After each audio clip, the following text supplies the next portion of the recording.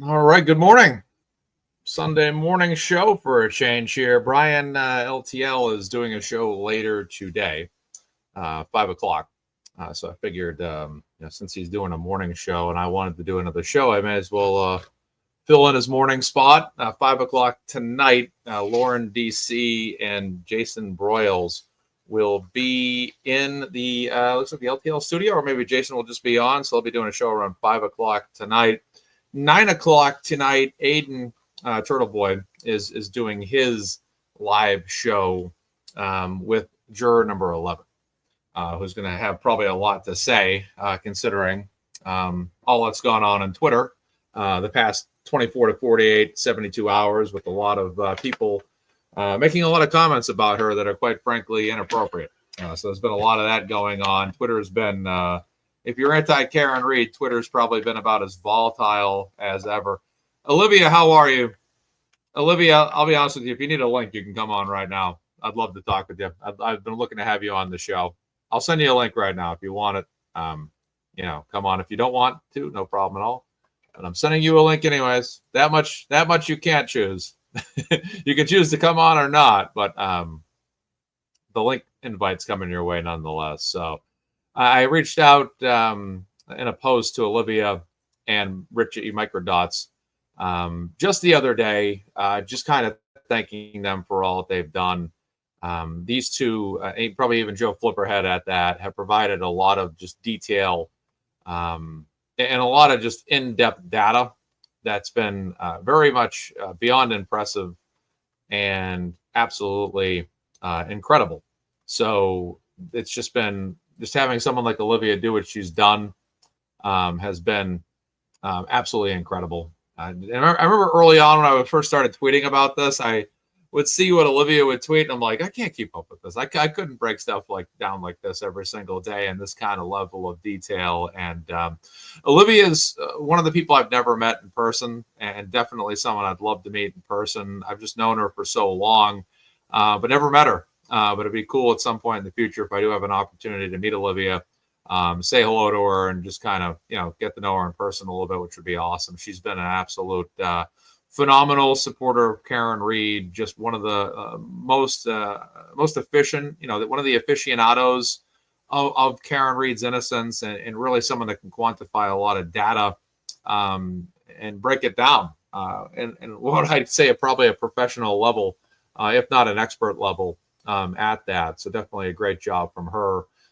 Someone that's made a few appearances on this show and a few other shows from time to time, but really it's just been a Twitter warrior or an ex-warrior. So just a shout out to Olivia. And again, Olivia, there's an open invite to come on the show this morning if you'd like to. And that link has been sent to you on X. Richie Microdots, just an awesome job with him. A lot of videos that he's made, and he's done a great job. Just 1 second, please.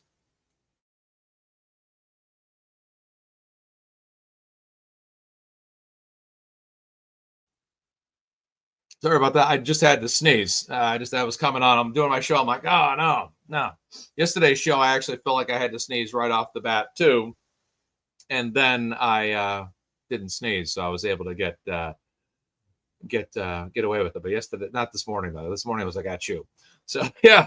So, it's been a great week. I did a show yesterday, obviously, and I honestly felt like I didn't really get to everything I wanted to get to yesterday. I think I kind of really was caught up in a lot of thoughts that evolved to other thoughts. Then I ran out of thoughts. Then I realized about 2 hours later, I really needed a nap really badly. So I rested up. I definitely tell you, honestly, I was tired. I had trouble sleeping the night before, the night of the 17th, the night of the 18th, the night of the 19th, just with all kinds of anticipation and adrenaline. Just didn't feel not necessarily restless, but just so much adrenaline was pumping that it was tough to kind of sleep. And my body was just kind of real. Like even yesterday when I woke up, I kind of got up early. Then last evening after I did my show, I kind of was just totally out of it for the rest of the day. I just kind of prepared the grill for today and made sure everything was ready to go. I'm cooking grilling chicken tenderloins later today, and they've been marinating in teriyaki sauce, which is no problem. You got it. Whatever you need to do, Olivia, that's perfectly fine. Enjoy your coffee. Get French vanilla. That's my favorite. Perfect. Yeah, so I'm cooking chicken tenderloins today, and I'm definitely going to grill those. I love tenderloins grilled. They taste like just, when they have teriyaki sauce on them, they're just so phenomenal. Thank you so much, Pebbles Flintstone. I do appreciate the remark there. Thank you. Karen Reed's Defense Fund is pinned to the top of the chat. It's still there. About $1,000 has come in since the last show we've done, not related to my show or any fundraisers I've done, but it's still there, and Karen Reed's Defense Fund is still accepting donations at this time. Keep in mind, even though the trial is over, there's still a lot of expenses that I'm sure are outstanding that Karen needs to, pay off and whatnot. No question, probably she's going to do a book, a lot of interviews, hopefully paid interviews that pay her a good sum of money to help pay off a lot of this debt. But yeah, we hope that goes good. For teriyaki sauce, I use Lowry's teriyaki sauce. The mix that has pineapple juice in it. So I have a big bowl. It's huge. And I take all the tenderloins, dump them in there, and just douse it and mix it. And then I dump garlic, salt, and pepper on it. And then I just mix it up. And then I let it sit in the fridge overnight. And then, this afternoon at some point, probably before around 2 or 3 o'clock, they're going to go on the grill. And I'm going to light those things up. And then I'm going to have some sauteed green cabbage, broccoli, and carrots with it, which will be phenomenal. And it should be a great afternoon. I got a lot to do today. I got a lot of walking. I got to hit the weight room. We'll get to that at some point. And WNBA, I'm watching this afternoon. Caitlin Clark is playing. The Indiana Fever are playing in Vegas today at 3 p.m. on Disney+. And then tonight, the NBA Finals. So I'm probably going to miss Aiden's live tonight. I'm going to catch up on that the next day probably or later in the night. But I'm probably going to be watching Game 7, the NBA Finals tonight between the Thunder and the Pacers. Then I'll catch up, on Aiden's interview, either, like I said, later in the night or, either the next day, maybe at lunch or after work or something tomorrow. I'll catch up on it and see what she has to say and kind of get that inside information from her as provided to by Aiden. And that will be really, really good.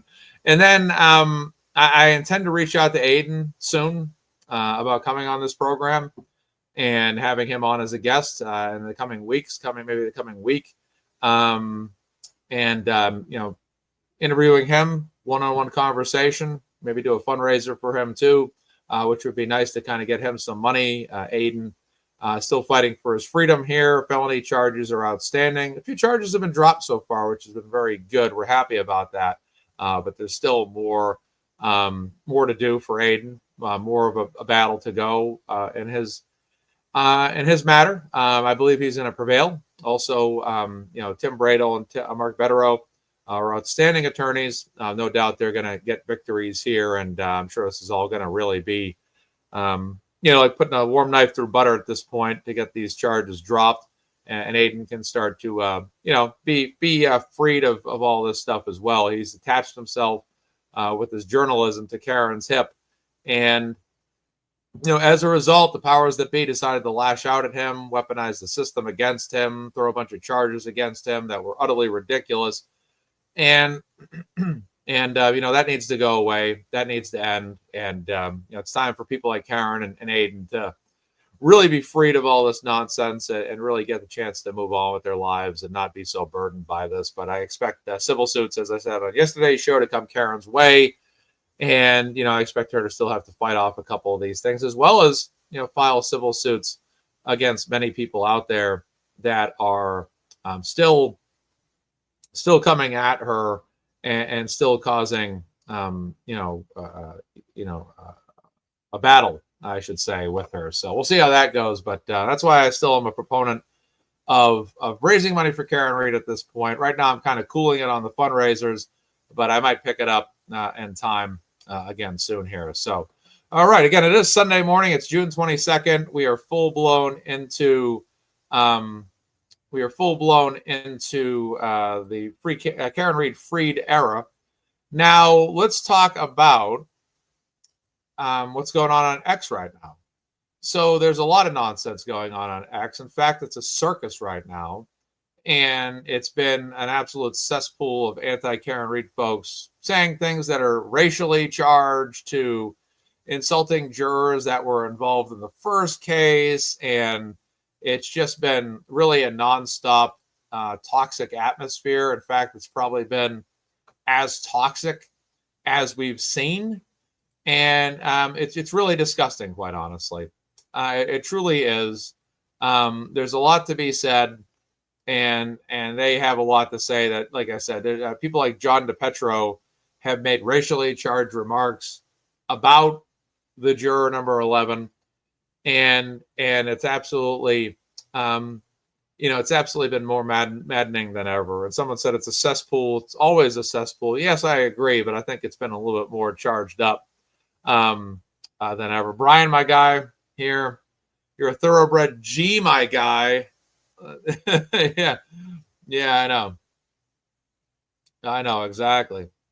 I know exactly. There should be something going their way. These people are harassing, jurors right now, and it's been insane. So let's talk a bit about what I'm. Let me share my screen. A little bit congested this morning, I'm realizing. All right. All right. So there's the share screen.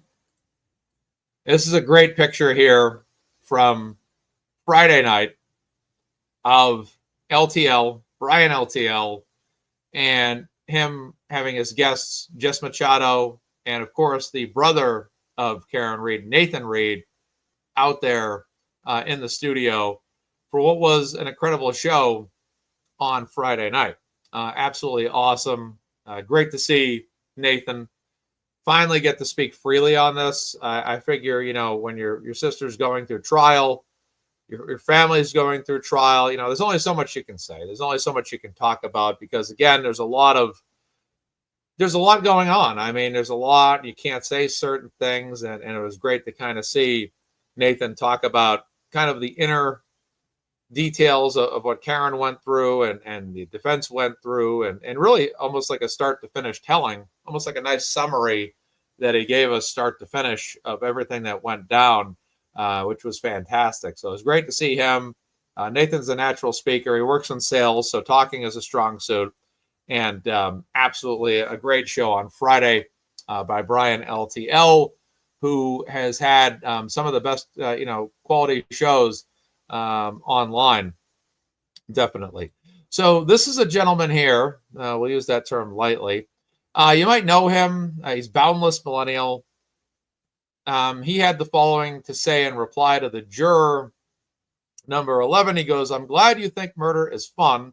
Hopefully you get that same exact karma. Something happens to one of your kids and we can all have some fun with it." So he ended up trying to defend himself, that he's saying that it would be because of karma. I'm guessing in his mind, he just believes that this juror is basically let a killer go, and for that this juror deserves karma. But, regardless of his opinion, of this juror, he has involved her kids in this. And that's, to me, that's, I think it's too much, this post, but I also think that when you talk about someone's kids, something happens to one of your kids and we can all have some fun with it. I just don't think that in this situation in life, we should ever wish anything horrible upon anyone or anyone's kids. But I think that we should pray that people who disagree with us come to an understanding that would be more in line with our type of thinking. And this was, to me, one of the worst things that's been said on X.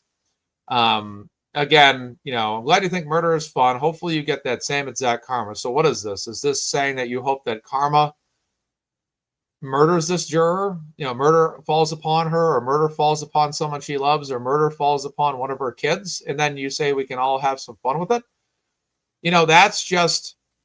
That's just to me crossing a line. And if this is a reflection of exactly how anti-Karen Reed has been and how they believe, this is just unacceptable behavior. And I would ask him to issue an apology. It's okay to disagree with the juror. It's, if you want to be anti-Karen Read, that's fine, but do so respectfully. If you don't appreciate the juror's decision, do so respectfully. But don't, make these kind of comments online here that are wishing, karma to deliver murder to that juror or murder to someone that juror knows and loves. And then also adding to that, so we can all have some fun with it. It's just, that's not the behavior that we want to see. And we always want, if you disagree with someone, fine, but you don't want to ever take it to this level. And that's, that's where the line is not only crossed, but it's certainly crossed. And we don't want to ever see this. And this behavior is unacceptable. He needs to issue an apology. And like I said, if he wishes to disagree with this juror, that's fine. That's his right. He can disagree with the juror. He's free to be anti-Karen Read. He's free to, disagree with Karen, and have his opinion.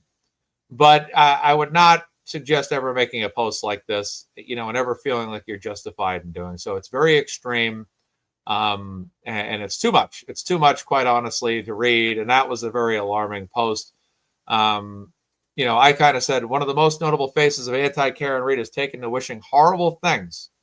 Looks like Wendy Murphy's trending, actually. Horrible things to one of the children of Karen Read retrial juror.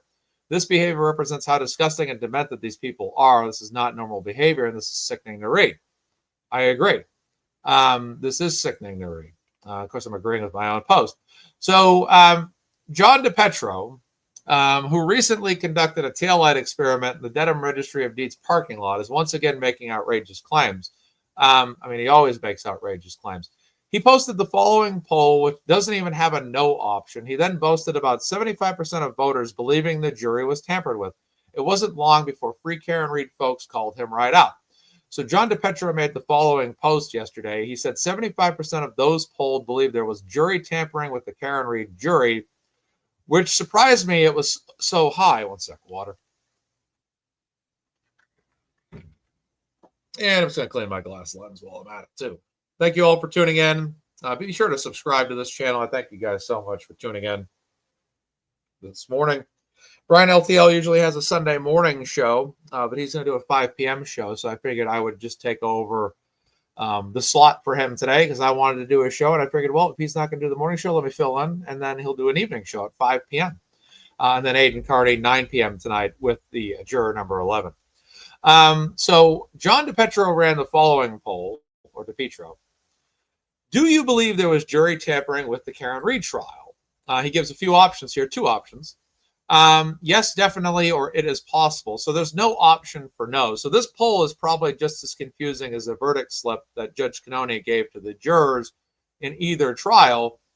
Yes, definitely, or it is possible. So there's no alternative option. There's no counterintuitive or counter perspective option here like no.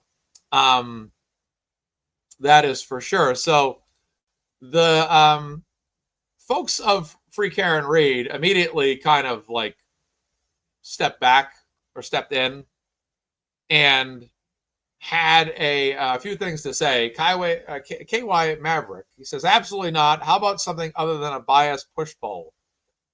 And then Betsy says, what kind of echo chamber poll is this? So these were kind of the comments that were made. He goes, LOL, echo chamber poll. Well, it's like anything.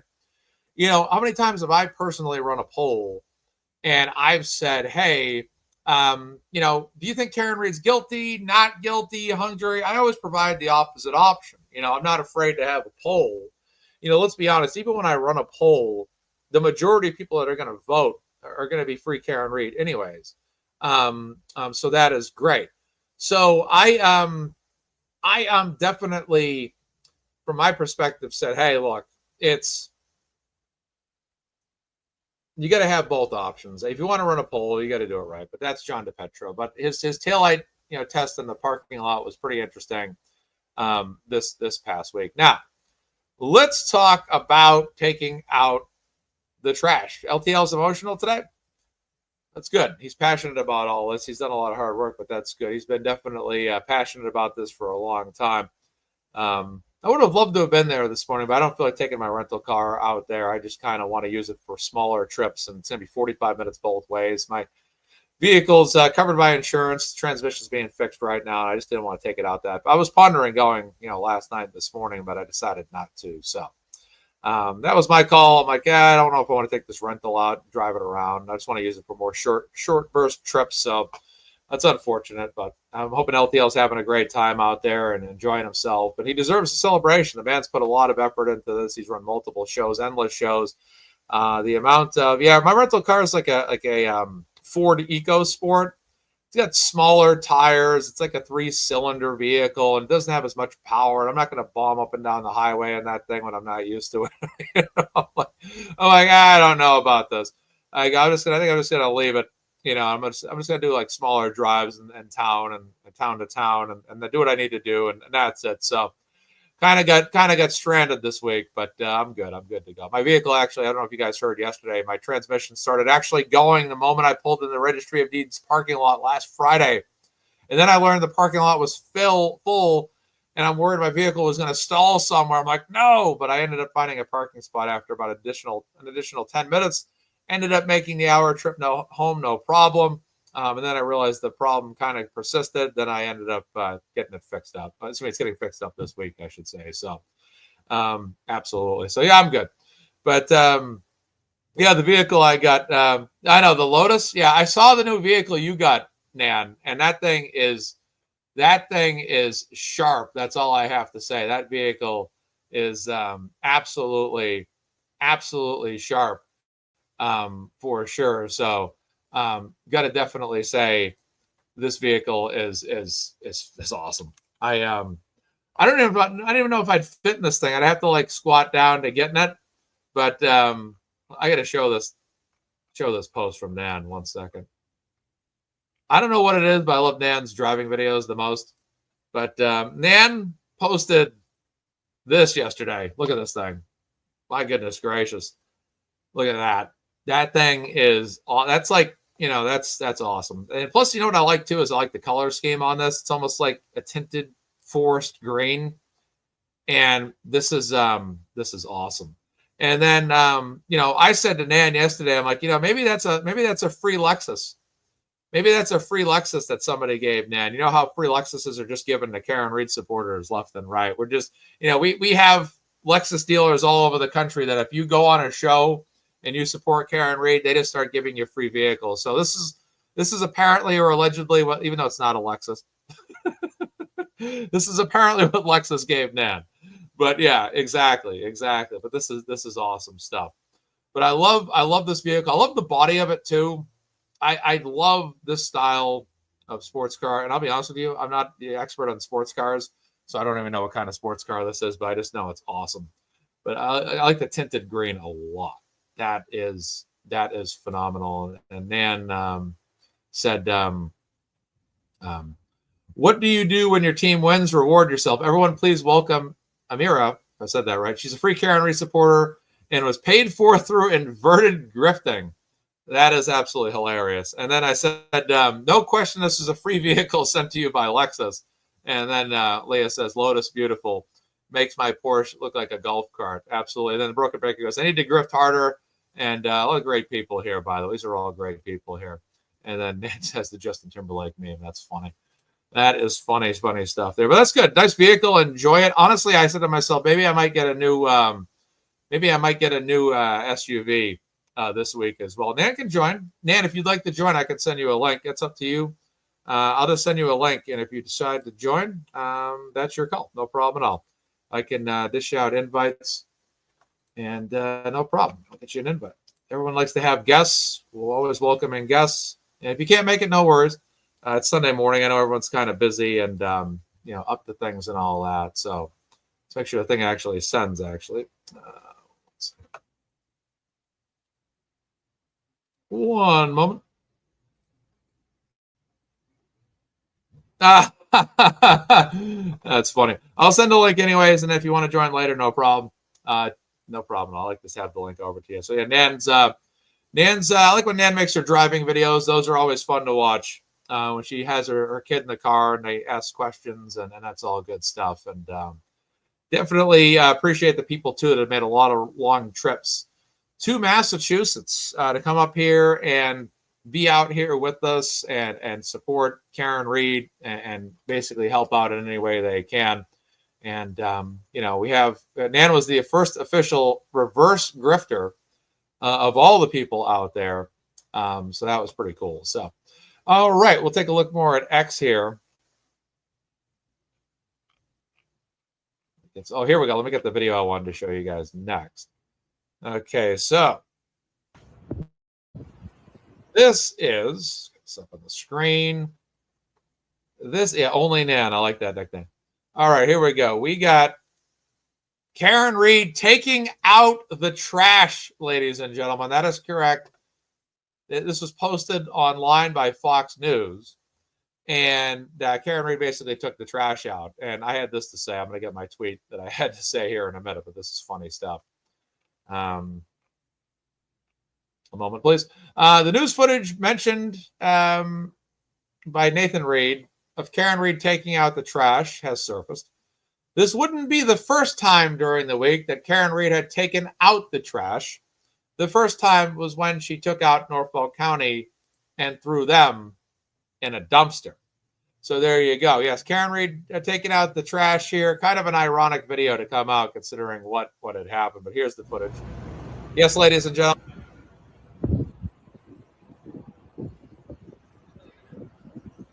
There's Norfolk County's box right there. Taking the trash out. And you got to respect Karen Reed here a lot. Most people, when they take out the trash, don't close the lid. Karen Reed closed the lid. And I have to say that's fantastic. Karen Reed closed the lid. Look at that. Most people too lazy to close the lid. Karen Reed closed the lid. Fantastic. She looks dressed so well taking out the trash too. Seaport.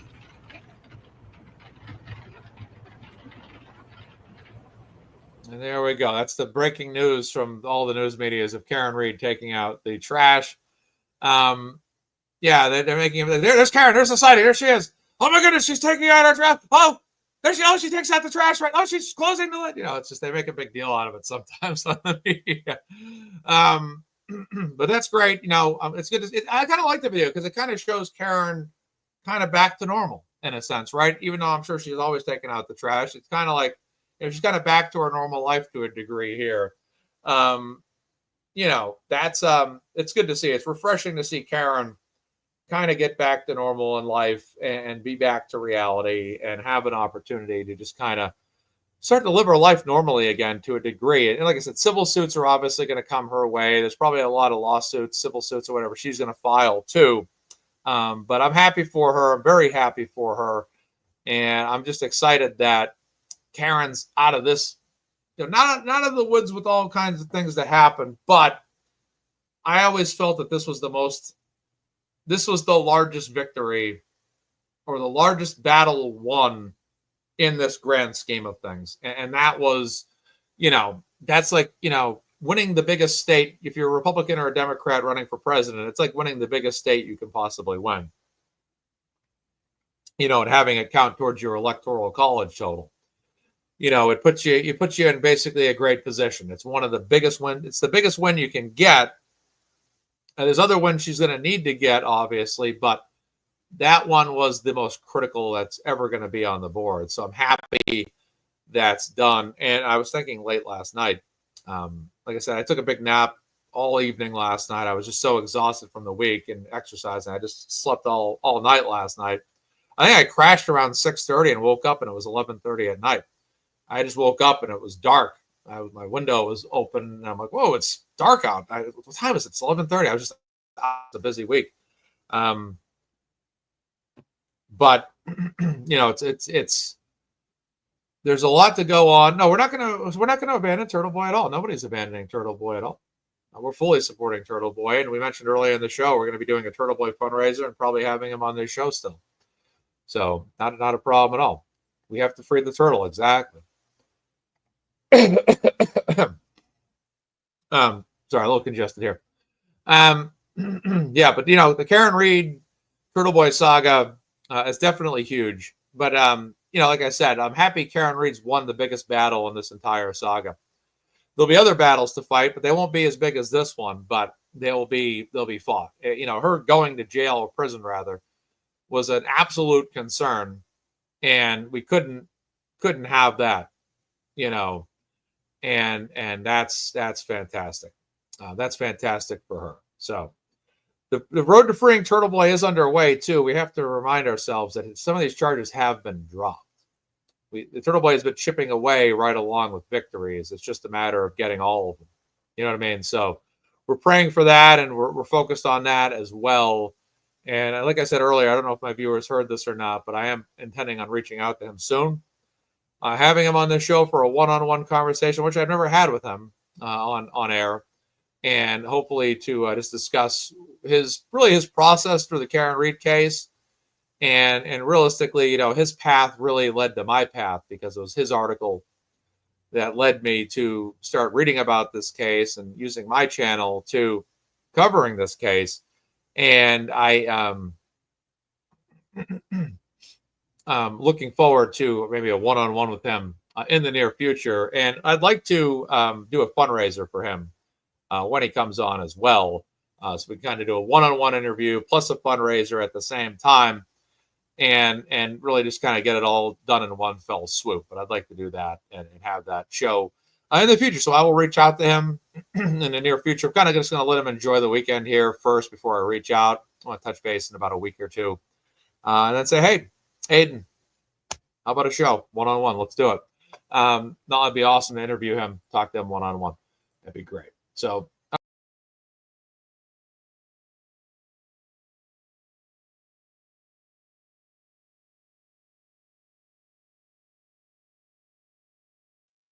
Okay, I'm back. Did I fall off the screen there?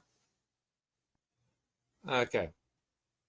Yeah, the Turtle Boy fundraiser is already linked. We just need to do a show. So, and then look who's here. Jason Broyles in the house. Yeah, I'll be absolutely raising funds for Turtle Boy will be huge. And I think too, like what was so, Turtle Boy tonight at 9:00. What was so difficult for me the past couple of weeks is with the Karen Reed trial to really focus on anything but that. It was very, very tough. It's just there's so much going on. Even Aiden. I mean, he was literally having his trial right in the middle of the Karen Reed trial, which was insane.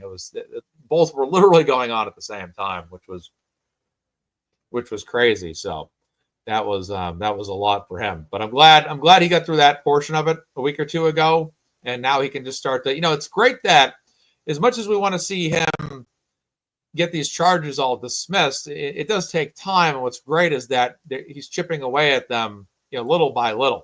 They're starting to fall off. Some of them are dropped, et cetera.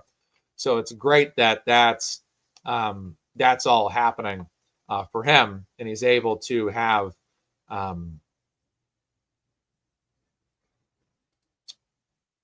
that's interesting. Yeah, no, exactly. Exactly.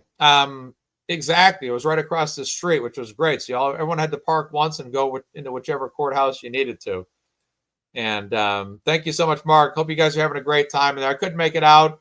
I was pondering it, but I didn't want to take my rental vehicle out. It's a 3-cylinder, smaller. The tires are so small compared to my vehicle. I swear these tires on this rental are half the size of my vehicle. I'm like, I'm not driving this thing. I don't want to be on the road for an hour and a half in that thing. We're going to focus. Like I said, people asked me yesterday, like, what's your plan of attack for this show? And I'll be honest, what's going to be upcoming with Karen civilly? What's coming up with Aiden? What's great is now I have more time to talk about Aiden stuff, which is great. I have more time to do that. I think July 7th is the next date for Aiden as well. I do believe that is the next day. Yeah, Birchmore's coming up. I'm going to be starting to talk. I didn't even realize that was coming up so soon. So I got some stuff to do. I'm going to get Mizzy on this show too, definitely, just to let Mizzy, have an opportunity on my platform as well as I'm sure all the others.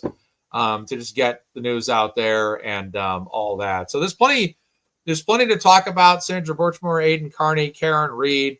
People have told me talk about the Idaho 4. I have not really gotten into that case. For me, I want to talk about more Massachusetts-based stuff at this time. These are things that pertain to our state.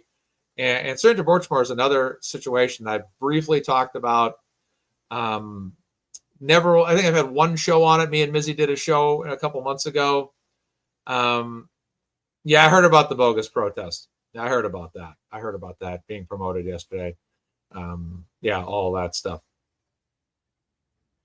Yeah, I know. Betero is getting involved in that too, which is great. I'm happy about that. You know, his expertise is second to none. Like Nan Gallagher, Melanie Little, and a few other attorneys, Ian Runkle, on civil law. You know, lawyer, these are all people that are very, very smart attorneys. And yeah, like I said, I think there's still more to come here. There's just more. There's just more to focus on. And I think that, a lot of us thought, like, after the Karen Reed case was over, we're all going to be like, well, there's nothing to talk about. But that's furthest from the truth. There's a lot to talk about. There's a lot of news to cover. There's a lot of topics to cover. And we're going to cover those, and go over those. And definitely. I'm just going to play it as like I usually do. Just take it as I go. And talk about what I need to when I feel the need. So here's a photo of Karen Reed taking out the trash recently. So there you are. Karen Reed taking out the trash in that photo, ladies and gentlemen. So there you have it. The trash has been taken out. There we are. And there you go. So Karen Reed taking out the trash there. So there's a funny picture on me. So someone asked this question. They said, you need to leave the chats up longer so we can read them. What was said about Jen said about Jen on Jess Machado's show? So basically, the juror number 11 said that she did not believe that the Google search had happened. So the jury had a doubt about the Google search. So that's basically what was said. So yeah, Sunday morning Mazza today. So there we go. Oh, there's one with Bevan the Ben too. That's funny. That is funny stuff right there. Okay. All right. Let's see what else we got to talk about here. Joe Flipperhead has struck again. And he came out with this meme, which was didn't convict Karen Reed. So he basically spoofed the popular meme that was basically in almost every profile of an anti-Karen Reed person. And basically said, convict Karen Reed. So now Joe Flipperhead has taken to X in expert fashion and basically posted this meme showing that they didn't convict Karen Reed. So there you go. That's a funny picture right there. But that's these anti-Karen Reed folks had had a lot out there, a lot to say, and they posted this meme. They tried to spread this all over the internet. Convict Karen Reed, and then they didn't convict Karen Reed. So all that as well. So Jenna makes a great point that if I post a chat on the screen too quickly, you can always scroll back up and you can read it there too. So if I post something too quickly, I'll always scroll back up through the chat. Thank you, Jenna, for the reminder there. But yeah, they did not convict Karen Reed. So that was, you wonder how many of these profiles on X were anti-Karen Reed accounts that were managed by maybe the same person. And I wonder if maybe some of these people had upwards of 5 to 25 accounts and never really ever, never really ever, there was never really that many people as maybe we thought, and I think that was something that was definitely potentially an issue as well. So, that is a concern. So let's just see here. 1 second, folks.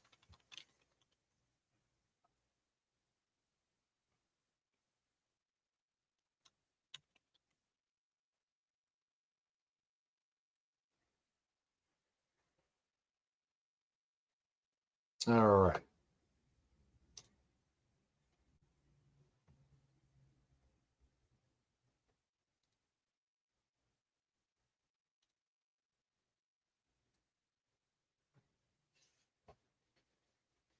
All right. So now let's get the next piece of information here. Talked about that, talked about that, talked about that. Yeah, Karen Reed. Here's my next point. Karen Reed went through 2 trials. Neither jury convicted her of manslaughter. 24 jurors agreed not to convict Karen Reed of manslaughter. The jury from the first trial clearly stated that they were hung on count 2. And they did this in follow-up interviews. Runny the juror, love him or hate him, confirmed this. Other jurors from the first trial confirmed this, that there was, in fact, no conviction on counts 1 and counts 3, that they were hung on count 2, the lessers, and that was where they stood. So 2 trials went by, and 24 jurors agreed, 12 separate in both cases, that Karen Reed did not do this. That's a huge thing. That's a huge thing right there. That's really huge. It really is.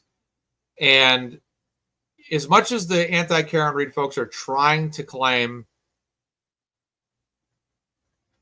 that this jury was tainted, the fact remains that neither jury convicted her. And we believe that the first jury was rigged. We're going to talk about Victoria George's tweets in just a moment. I'm going to talk about Victoria George here momentarily. And we're going to go through all these tweets about what happened during the first trial. And that's a situation where, yeah, they are coping. They are having trouble coping. You know, they were like, oh, well, this jury was tampered with. It's tainted. It's whatever. You know, they're trying to say that juror number 11 was already a Karen Reed supporter and knew about, you know, all of our channels, most of our channels prior to the being selected for the jury. And you have the first trial where there was a lot of controversy. Massachusetts State Police officer overseeing this whole process. And then you had jurors that were controversially not selected. So let's talk about Victoria George. Victoria George is now on Twitter. She was one of the jurors. I remember seeing her in person last year. I remember seeing, actually, when I was sitting where I went to sit in on the trial last year, June 13th, 2024. And I sat, you know, behind Janet Reed. And when I looked at Adam Lally or Alan Jackson, director cross-examining, when I looked at him or Adam or AJ, I would see Victoria George. Victoria George was, in fact, the juror that was in my line of sight. And I believe this was the only juror that I had actually made eye contact with a few times because, quite honestly, you know, we're both looking in the same direction all day. So I do remember her. I do remember Ronnie. I do remember a few of them as well. I remember juror number 3. So I do remember a few of them. But I definitely remember her. And I'll say that I felt she was one of the people that was a pro Karen Reed juror just from sitting there. I could just tell. You could just see it. It was written on her face. And I didn't feel like she would be someone that would be an anti-Karen Reed or a guilty vote, I should say, once deliberation took place. So when I look at all of this now, you see what Victoria George ended up being revealed to be, which was an attorney. You end up learning that she was able to assist Karen Reed's defense team. And now you see that she had some things to say about the first trial. So to all of anti-Karen Reed that are claiming controversy right now, last year, so like I said, well, if we wanted to entertain them and say, okay, first of all, it wasn't rigged. The first jury was, the second, this year's jury was not. Let's just be honest. There's no way it would be rigged in favor of Karen. Let's just be honest. And it's funny that they're calling us conspiracy theorists the past 2 years. Now they have the conspiracy theories. So Victoria George says on Twitter, by now, most of you know that 3 of us had to speak with the judge mid-trial about another juror. But let's just make sure I got the tweets in order first. Let's make sure I'm doing.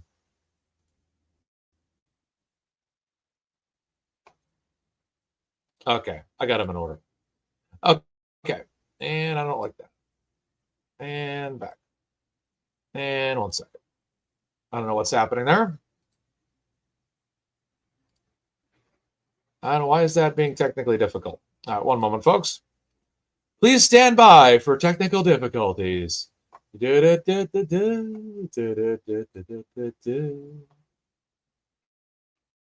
MazzaMedia is technically having technical difficulties. Please stand by while he fixes this issue.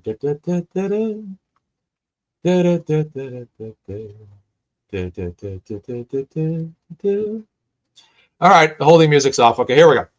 All right, so she says, by now, most of you know that 3 of us had to speak with the judge mid-trial about another juror who had allegedly made anti-defense comments. I didn't hear the comments firsthand, but was sitting nearby. Fast forward to the day of closing arguments. Within about 2 seconds of being picked as an alternate, which is why I looked so mad so quickly, as per reaction tweets I later read, I realized the other new alternate and the juror who disappeared that morning, which was juror number 3, were the same 3 who'd been part of reporting that juror misconduct weeks before. I'm going to reread that whole second tweet. So fast forward to the day of closing arguments, okay? Within about 2 seconds of being picked as an alternate, so right away, she's mad, right? She realized the other new alternate and the juror who disappeared that morning were the same 3 who'd been part of reporting that juror misconduct weeks before. So let's just look at this for a second, okay? 3 jurors, including her and juror number 3, including the other one that was selected as an alternate, had basically said there'd been a juror who had made comments. They ended up reporting this. As a result of reporting this, one of those 3 jurors was booted off the jury. That was juror number 3. And then 2 of those remaining 3 were selected as alternates. So in essence, or in the full spectrum of things, all 3 of the jurors that reported that juror were not one of the 12 jurors that ended up being the official jurors to deliberate on the fate of Karen Reed. Okay? So if you want to talk about fixing, here you go. Victoria George continues on.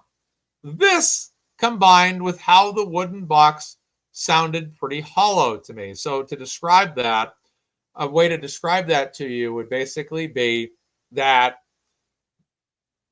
if there's supposed to be, I think there were 17 jurors, 16, 17 jurors left at that time, then that means that, it sounds pretty hollow. So, do they, that brings in one question. Were there 16 numbers in there? Were every single one of those numbers properly numbered? What do we know? What do we know, right? What are we seeing? What magic tricks are being played right before our very eyes? Those are the questions that we wonder. Those are the things that we wonder, correct? So those are my thoughts as well. Were there only 3 juror numbers in that box? Were there only 4 juror numbers in that box? Were these numbers pre-selected?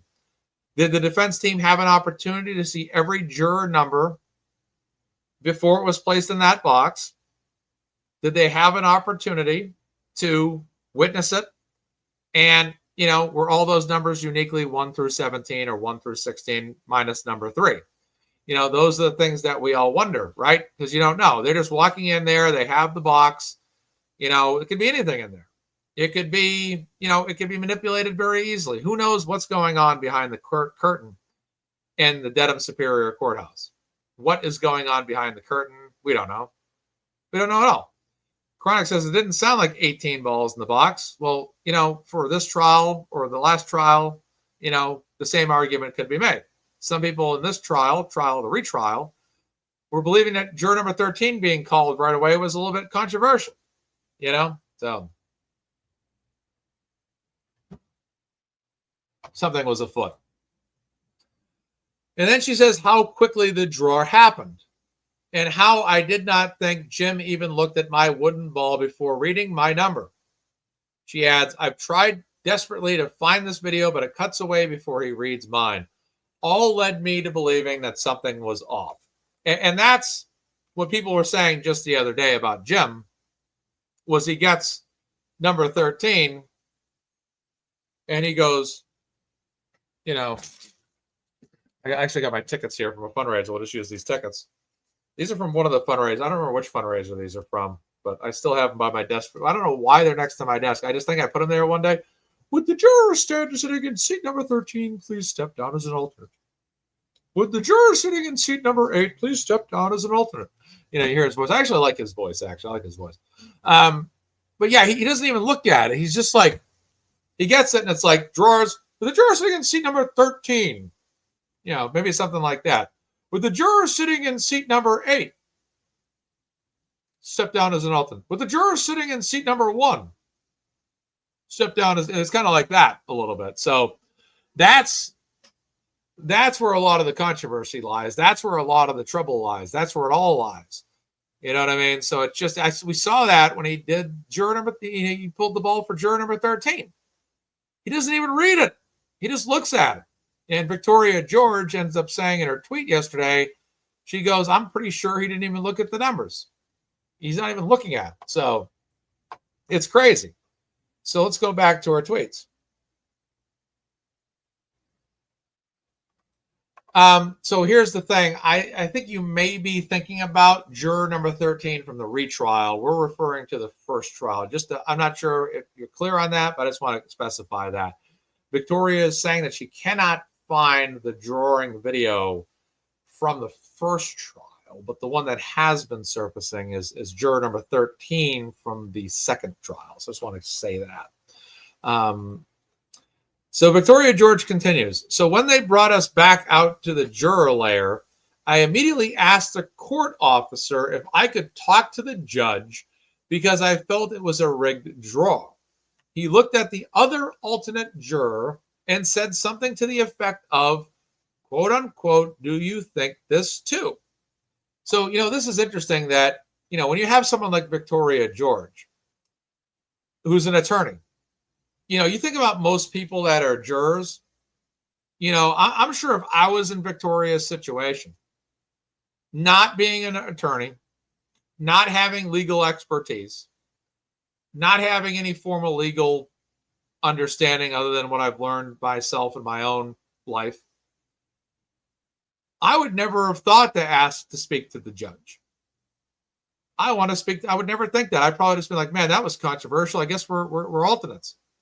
But I would never have the mind, sound judgment, and educational level from a legal standpoint to do what Victoria George does here, which is basically talk to the bailiff and say, hey, I would like to speak to the judge about this because this seems very controversial. And it is. But because Victoria has that level of attorney, she's an attorney, she knows exactly what to do in this situation and exactly what to say. And she asked that question. At this point, she continues, at this point, I had literally no idea what she was thinking and felt a little worried that I might sound like a tinfoil hat wearing conspiracy theorist. When her response was, it feels pretty convenient to me too, I was floored. and validated. And that's in reference to the second juror that was an alternate. That was also notably a Karen Reed acquittal juror. So there was a lot going on there, for sure. No question about that. So that was definitely, a lot to be said there. A lot to be said there. No question about that. So just a moment, folks.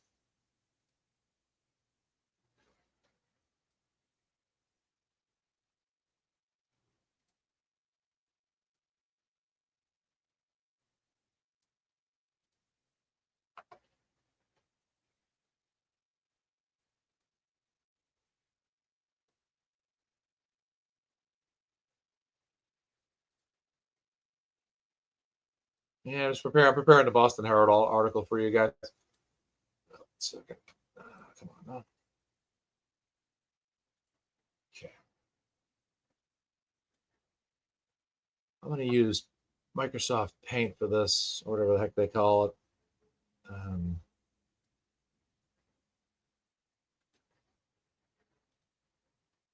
So I need to enlarge the font. Not even an option. Oh, I have a way around this. Okay, one second. I have a way around this. Congratulations to Deanna Corby, by the way. Got married Friday night, I believe. Friday night. So congratulations to her and her husband. I met her husband, at the time, future husband, last fall. Very nice guy. So congratulations to her. Very happy for her. Wish them all the best. And I'm happy that they had a great day. And what a way to end a week when you're a Karen Reed supporter, to have the Karen Reed not guilty and then get married over the weekend. So congratulations, Deanna, to you, if you're tuning in. All right, let's see. Boom, boom, boom, boom. We got a couple articles here. Which is the one I want? Here we go. Okay, this is what I want to do. Sorry, folks, just taking a moment here. Open image and new tab. Perfect. That's what I want to do. All right, perfect. All right, now we'll make sure that it's good to go. And open image and new tab. Perfect. All right, that will get us going. All right, I'm going to zoom in on this. This will zoom in nicely. Perfect. All right, we'll get that to 100. Make it 200%. And I'll make this one 200%. Zoom in. Perfect. All right, and then let's get this shared. Thank you, everybody, for tuning in. Please subscribe to my channel. Thank you so much. And let's get a presentation going here. All right, here we go. This is what we want. All right, there we go. How's this coming up on screen? A little small. All right, let's zoom in just a bit more. How does that look? Probably the best we're going to get. All right. Well, I'll just read it to you anyways. And we should be good to go here. All right. So, jury foreman breaks his silence after no evidence, high cost, bad police work, red flags. He tells Herald. So, juror number 1, the foreman in the Karen Reed retrial, told the Herald there was no aha moment in the grueling case that he said wasted the taxpayers' money on paper-thin evidence that failed to bring any comfort to the victim's family. That is an incredible perspective right there. Coming from a juror that sat down and had all this to say, which was basically, look, nothing. There's absolutely nothing. There's no substance here. And that's what we said quite a bit. Let's go to 400% zoom in. Okay, let's see how that presents. That's much better. Okay, that's perfect. Well, sometimes I change my voice on purpose, Tom. So sometimes I'm just shooting my voice a little bit louder on purpose. We get a water break. So that's an interesting perspective, that they thought this whole thing was just a total waste of time, and that this was absolutely ridiculous, and there wasn't enough evidence. And I don't know if these guys even knew this was a retrial. I don't know. I don't know what they knew and did not know. That's for sure. Yeah, I always got my solo cup. I got my Polar Seltzer Raspberry Lemon Cello as my drink of choice this weekend. Seasonal drink, very good drink, the taste of a new generation. The Wayne's World reference when he has the Pepsi can. All right, so then the unforgivable fact that the investigators didn't swarm the house at the murder scene at 34 Fairview Road in Canton during a nor'easter was shoddy work and a blatant red flag, the foreman added. That's why the only guilty finding was drunken driving. Exactly. So he says, if that body was on my front steps, I know my house would have been stormed, the juror from Jamaica Plains said. The text from Trooper Proctor, quote, bitch and expletive, also showed a serious bias, yet I had to put my personal opinion aside. So you have a juror here say, look, they would have swarmed my house. How could they have not have swarmed 34 Fairview, stormed the place, and looked inside when there's a dead body laying on the front lawn? None of that was done. You know, it's insane. Yeah, exactly, Scott. No question about that. But that's a great point, and I think that's an ultimate argument. This is not, and this jury said, hey, this is not a thorough investigation. This has not been thorough. This has been, what is this? This evidence is not sufficient. And I like how they also mentioned that ARCA absolutely defeated Aperture head-to-head as well. I love that part. Fantastic.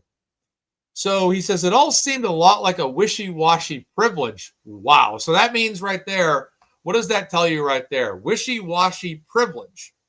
Because the homeowner was a cop, right?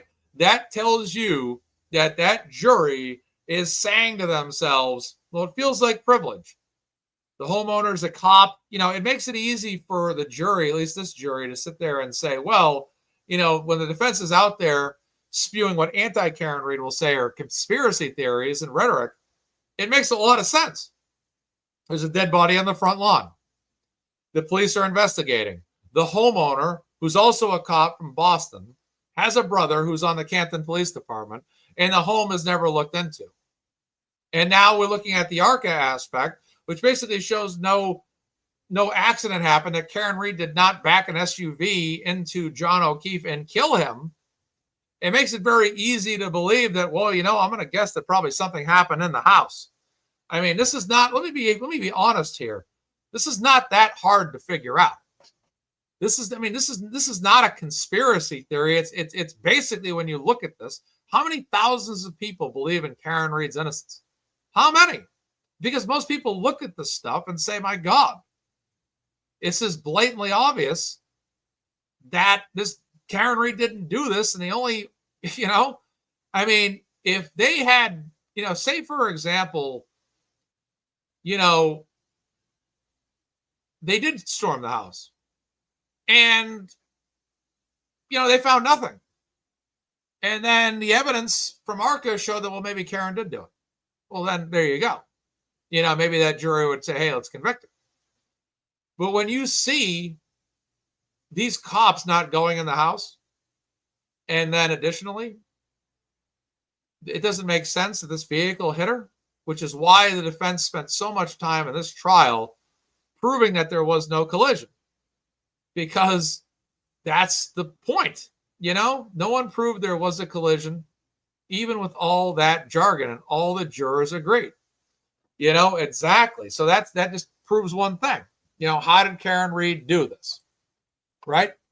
The juror who asked that his name not be revealed spoke with the Herald by telephone late yesterday afternoon, along with his wife. The couple have 3 children, and they have come painfully close to crimes before. The juror said he knew both Dzhokhar Tsarnaev, who, along with his terrorist brother Tamerlan, detonated 2 bombs at the finish line of the Boston Marathon in 2013, and he also knew bombing victim 8-year-old Martin Richard. That when Martin Richard got killed, that bothered me, and what happened to his sister really bothered me 12 years ago. That was really, really sickening. Plus, his wife was working At MIT, the night campus cop Sean Collier was executed by the Zerniovs, who would soon engage in a deadly firefight with police in nearby Watertown that ultimately ended in Tamerlan's death and Joker Zerniov's capture. His wife took a train home, avoiding any trouble. The juror said he works with at-risk youth in Dorchester and met both Jokar and young Martin while working at a charter school in the city. We said, of course, I was then picked for the Karen Reed jury. The couple added together over the phone, sharing the irony that they knew all these people, and of course he got picked. I get a little confused by the writing there. The juror said he's still struggling with the whirlwind case and the times he's gazed over at victim John O'Keefe's mother, who would wipe away tears when images were shown of the Boston police officer with his head split open.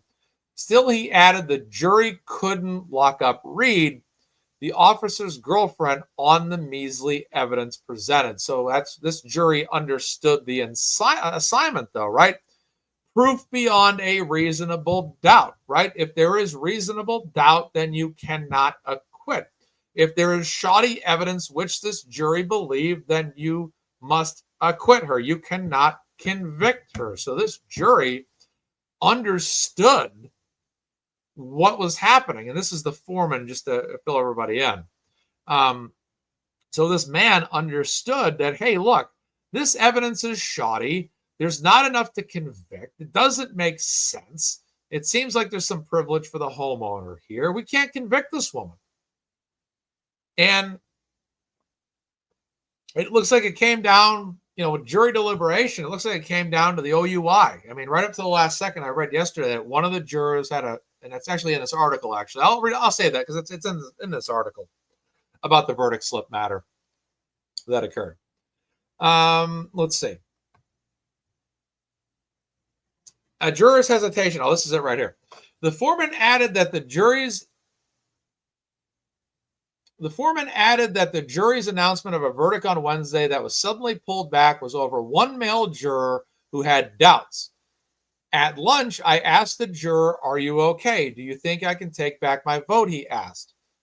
Other jurors got a little nervous, the foreman added, but 20 minutes later, he said, "Okay, guilty of OUI." So that juror actually looked like he was going to go not guilty, which is interesting. So I guess they just looked at as much of that evidence as they said. They said, well, did Karen drink? Yes. Did Karen drive? Yes. Okay, OUI. I mean, I'm guessing that's probably what their rationale was, but I'm sure they probably looked over all the evidence and that's what they came out to.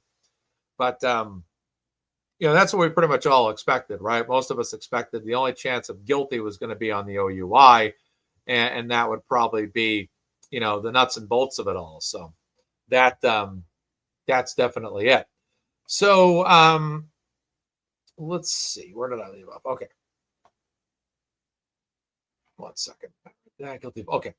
It was the only charge they agreed on and the only clear evidence, without a doubt, the foreman added. Exactly. So again, she drank, she drove, OUI. Pretty much that's probably the evidence, right? We only went with what was put in front of us, he said, of the panel. 7 women and 5 men. I'm still asking, where is the justice for John? So what I like about this jury is that they didn't try to solve the crime. They didn't try to be detectives. They didn't try to say, well, let's try to figure out what happened. And I think, there was some comments made that this jury wasn't as educated. And I remember an episode of Family Matters when I was a kid where Steve Urkel was going to get hypnotized. And Steve Urkel says, "I'm too smart to be hypnotized." And then the hypnotist said to Steve Urkel, he goes, "Well, actually, the smarter you are, and the more intelligent you are, the more easy it is to hypnotize you." And he hypnotizes Steve Urkel, and down he goes. So I always think of that scene because sometimes there's a thing of such as being too smart for your own good. You're too intelligent. You overthink things. You try to figure it out. You try to be detective. And then at the end of the day, you overshoot the whole thing. And I think that's what a lot of us felt about the first jury, was that they were too smart for their own good. And sometimes having a jury, I'll just say I know someone in my life who was very, very intelligent, but they had no common sense. Okay. someone I knew growing up. I'll leave it at that. Very, very intelligent, not much common sense. And right, book smart versus street smart, common sense. Exactly. And this person was, when they took their tests, oh my goodness, they were straight A students. But when you tried to talk about common things, couldn't do it. Couldn't do it. So, so that, I think that's the problem with the first jury. They were too intellectual, and they couldn't look at common sense things and just say, hey, whatever. But I think having a more grounded jury from a common sense standpoint played dividends here, because they were able to, hey, look, let's look at it as it is. There's not enough evidence. We're not trying to solve the puzzle. We're asking ourselves, is there reasonable doubt? Is there proof beyond a reasonable doubt here? And that's basically where they were at. And, I'm glad this jury kept it simple.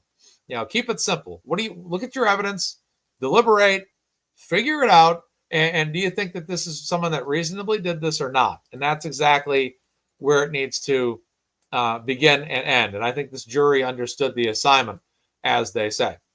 Like he says, we only went with what was put in front of us. He said of the panel, 7 women and 5 men wrecked. And then he says, where's the justice for John? I think that's the real sad part in all of this. Is as happy as we all are about Karen Read getting acquitted of this, because we don't believe that Karen Read did this. It is absolutely sickening right now that justice for John O'Keefe may never happen. May never happen. The feds, for all we know, may never step in and make arrests. They may never have enough information to make arrests. And that is a very scary thought, that this is forever going to be an unsolved mystery, perhaps, in terms of one side saying she did it, one side saying she didn't do it, one side accusing people of doing it or thinking certain people did it, and one side saying it didn't happen. So it's always going to be an unsolved mystery that's up for debate. The cost of the case. Another juror speaking out after the verdict says she is disgusted by how much taxpayer money the Commonwealth has poured into the case and how O'Keefe's family is still seeking justice. I know, that's absolutely crazy. After 2 trials, we still have no answers on who did this. And that's what I've always said, is that justice for John O'Keefe can start to be sought after once Karen Read is freed, because Karen Read didn't do this. She never did it. She was never responsible for this. And we don't know who the real killer or killers are. We can say a dog did it, but we don't know really, and ultimately, which evidence suggests who was literally involved in assaulting and beating down John. We do not know. We do not know. We can speculate, we can theorize, but we do not know for a fact which individual or individuals perhaps were behind this. It's always going to remain a mystery. And realistically, the only people that know are the only people that know. But Karen Read knows she didn't do it because she didn't do it. And the only logical explanation is that it had to have happened inside the house. And that's the biggest mystery right now. And it has always been a mystery. But the sad part in all of this is that John O'Keefe has been lost. His justice has been lost in all of this because of the frame job of Karen Read. And then, of course, the cover-up of his murder.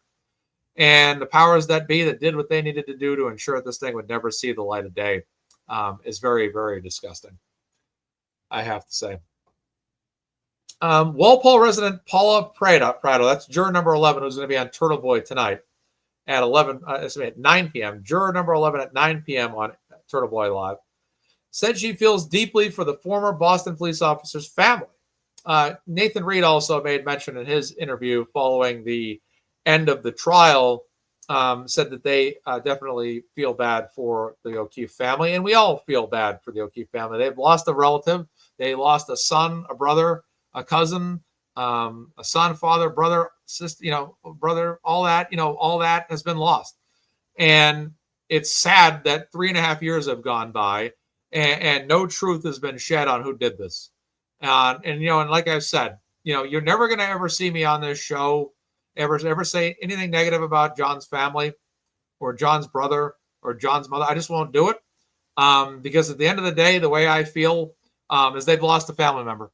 And this is something that they never wanted to go through. They never wanted to lose them. And, I feel terribly for that family, but I won't come on my show and say anything negative about them. I know along Karen Read supporters, we have our thoughts.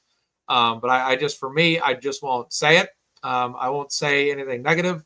because at the end of the day, I feel like they've just lost a family member.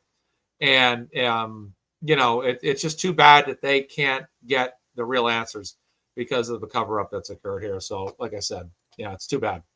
It's not our fault they didn't find who killed John O'Keefe, she says. Prado said in an interview with Howie Carr show yesterday, the Commonwealth in the investigation, they couldn't prove that it was Karen Reed. For us, we had enough reasonable doubt that it wasn't her, and we couldn't convict her of anything. So there you have it. They didn't have enough on her because, like I said, this is not about solving the case. This is, did Karen do this? Did Karen not do this? And that's it. That's it. Did Karen do this? Did Karen not do this? And that's where it begins, and that's where it ends. And that's it. And that's all it needs to be. In terms of this case, they're not here to solve who did it. This is not a whodunit for the jury. Did Karen Reed do this or not? Yes or no, guilty or not guilty? And they solved that. They solved that. And that was the way to do it. I really hope the O'Keefes can find who actually killed John O'Keefe, she added. And the DA, Michael Morrissey, reopens the case, and things keep going from there. Let's stop for a second.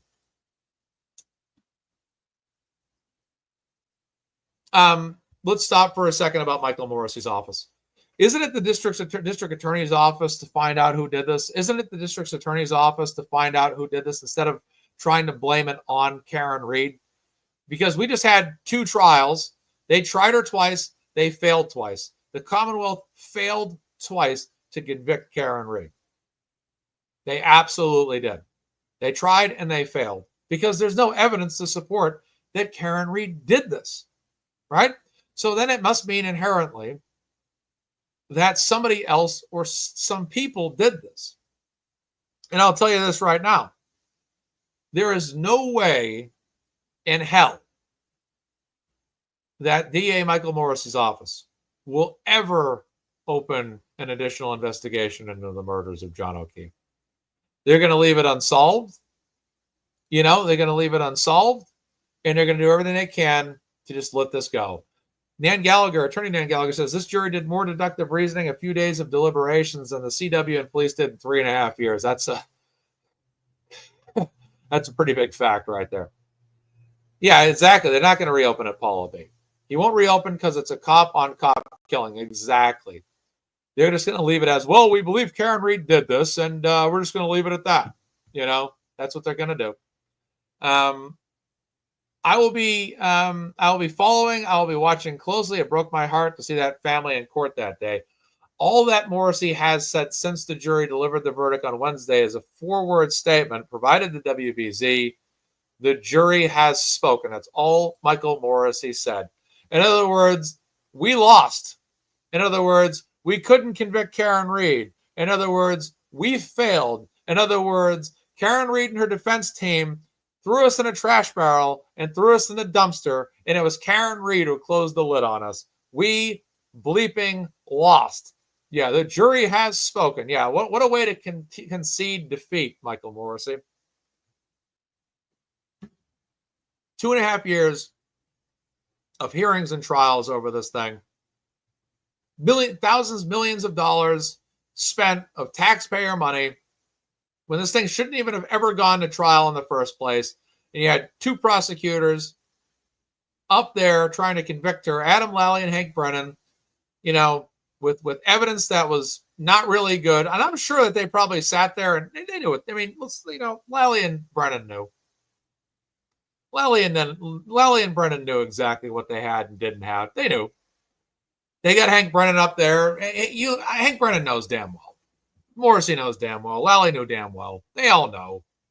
They all know that Karen Reed didn't do this. They knew what their job was, to try to convict her, to try to prosecute her, and try to sway all the evidence as much as they could to try to make it seem like Karen did this, try to gaslight and make a jury believe she did this. And they did everything they could. They tried as hard as they could.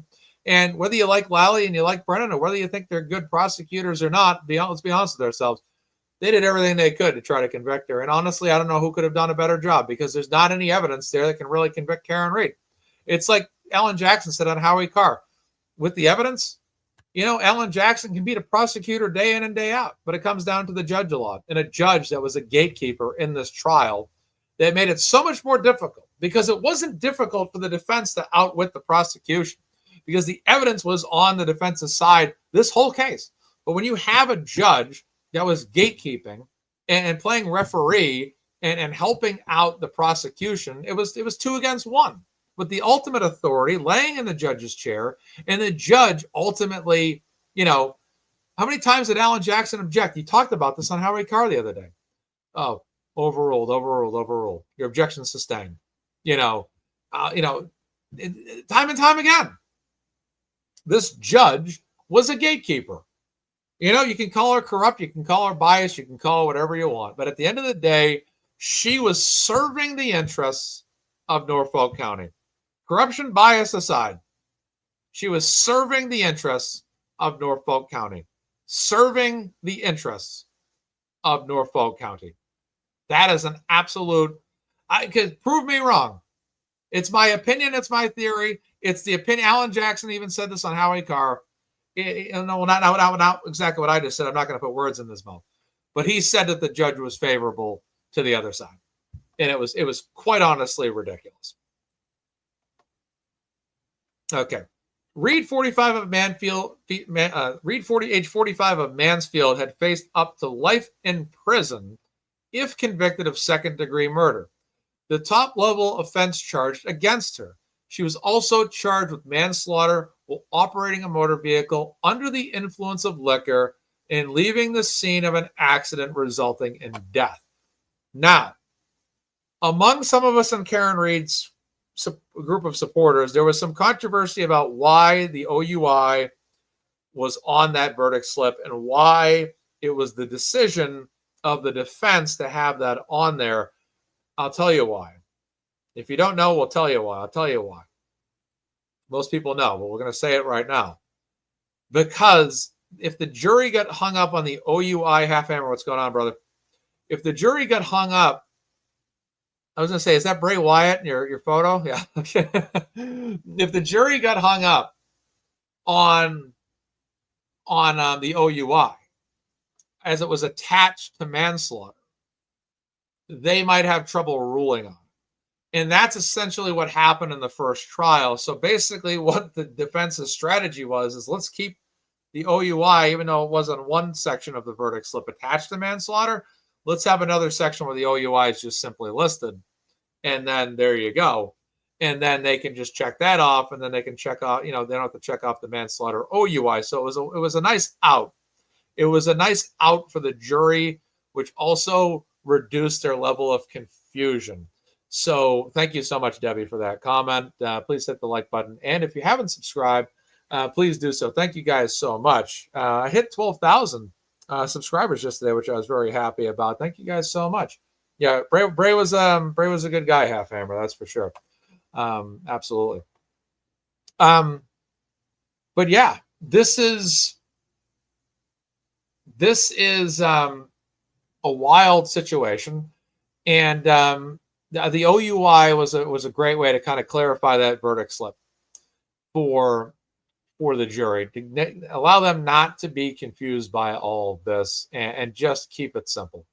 And obviously the jury did not get confused. They didn't really have any, verdict slip questions, it appeared, except for maybe, I think, once when they had the questions about that came back. So not many questions, which was good. All right, let's take a look.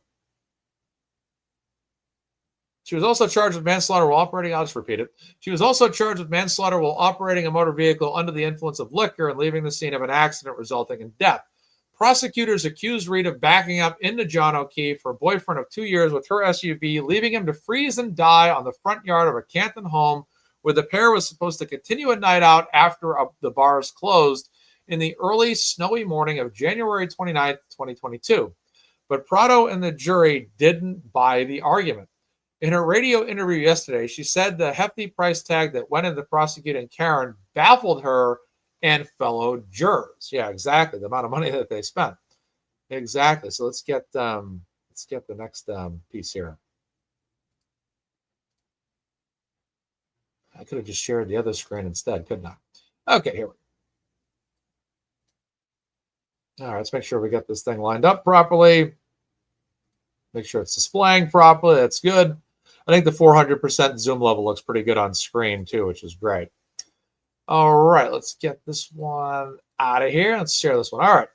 Prado specifically pointed out the $400,000 spent on Aperture. I mean, geez, you could have gone to see Blue Man Group for $100, and they probably could have done the reenactment.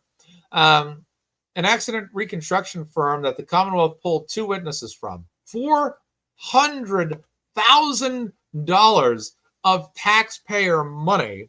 That's like a down payment on a home here in 2025. Used to be a full payment on a house. Now it's a down payment. This is crazy. $400,000 on the second trial to hire Aperture to have a guy stand behind a vehicle that was in reverse at 2 miles per hour and then get his arm knocked out of the way where he had blue paint on his arm. Are you kidding me, folks? Ridiculous. That is a gross use of taxpayer money, especially on a retrial. Exactly. All right. Both testified that Reed's Lexus LX 570 likely struck O'Keefe at around 12:32 a.m. on the morning of his death. I've always said this. Aperture always comes off to me like the Ocean Gate of Reconstructionist companies. They had a guy there that didn't even have his BA, didn't even have enough qualifications, which was insane. Okay. Special prosecutor Hank Brennan's paycheck of at least $250,000 for the retrial also caught her eye. So right off Aperture and off Hank Brennan's salary alone, folks, we're looking at $650,000 off Aperture and off Hank Brennan alone. 65% of $1 million was used. I have Ocean Gate jokes for days. I'm a big I'm not a fan of the movie Titanic 1997, but I am big into the Titanic history. I watched the National Geographic special recently, which was unbelievable. They actually mapped the whole bottom of the ocean near the Titanic, and they digitally mapped what it looked like underwater, and it was incredible. And I watched the Ocean Gate Max special. I still got to watch the Ocean Gate Hulu special, but Ocean Gate was a total disaster. I'll say this about, when I watched these recent specials, I had said it the week it happened. I think it was like Tuesday. I was using a soda can or seltzer water can, and I said, yeah, I don't like the movie that much because it's all romantic and all the music and all that. I can't stand it. But I do like the history of the ship. I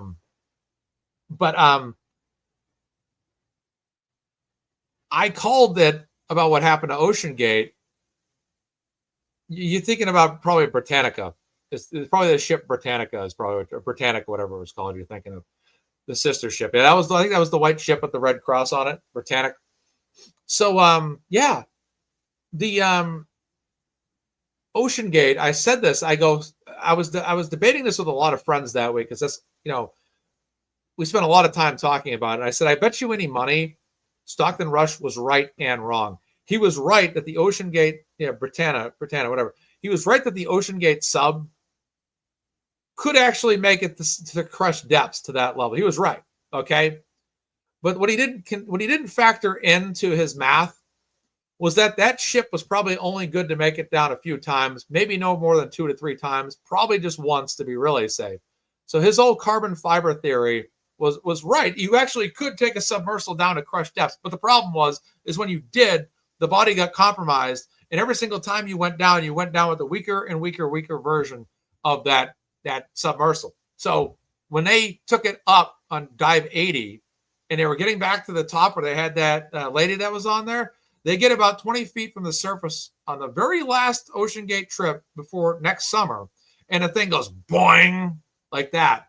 And then when they took it down the next time, guess what happened? So that's, Aperture, like I said, I didn't think that their ability to reconstruct this was in any way, shape, or form anywhere close to what had been done by Orca. It was not sufficient. It was not tested out enough. It was not tight enough. That's just my thoughts. I just don't think that they had the right mechanics, the right science, the right reenactment ability. When you look at ARCA, it's like when you look at Aperture versus ARCA, it's like looking at two different kids in class that are doing presentations. And you have to have you have to write a paper, you have to have a display, you have to have some way to reenact it, and they're doing whatever in school. And you look at Aperture's project and you look at, say it's a science fair at school, right? Every kid has to do a science project on a volcano, for example, right? And you got, what's the kid, Milhouse? What's the kid from Minkus? You guys remember Minkus from Boy Meets World? You got Minkus, and then you got Corey Matthews, right? Or maybe let's go with Sean. Let's pick on Sean. We'll pick on Sean you got Sean's project, and you got Minkus's project, okay? Minkus is ARCA, and Corey's best friend Sean is Aperture, okay? Minkus is way better at making a volcano for science class than Sean was, okay? I'm not sure if that was an actual episode, but that's how it felt. That's how it felt. It just wasn't in any way, shape, or form comparable. It was like the smart kid versus the kid that's the flunky. No disrespect to Sean, but he's no Minkus when it comes to intelligence, and science and all that. But hey, that's the difference. It's like looking at school projects. But that's it. I actually like Boy Meets World better in the earlier seasons than I did in the high school years. That's just my take.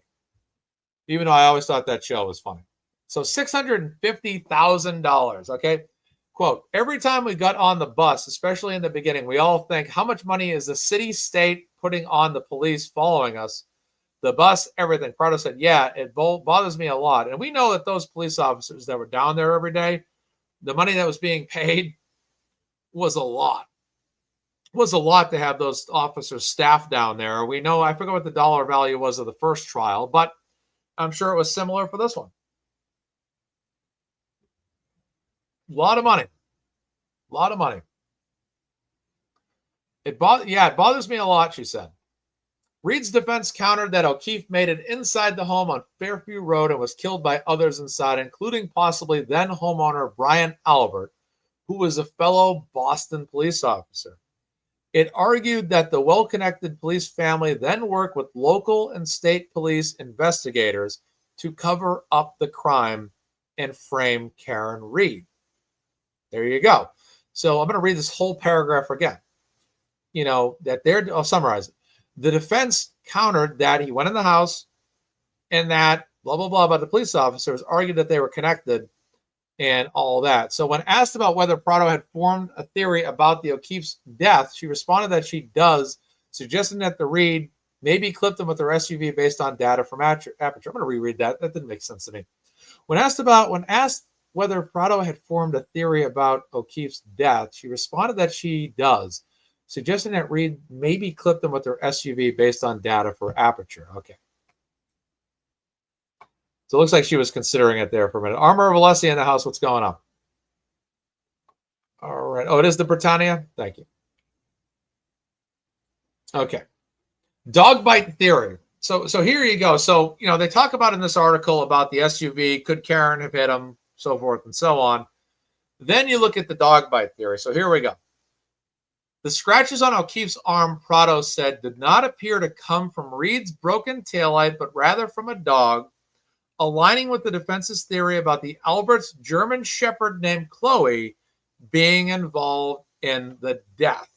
And to me, folks, if you look at the arm, it looks very clear to me that it is a dog bite and claw marks on that arm. I have no way of seeing. I can't possibly see how taillight, even if the taillight does shatter like it did in Arca's theory, then what else? What else, folks? That taillight doesn't have any time to puncture. Also, the arm sleeve.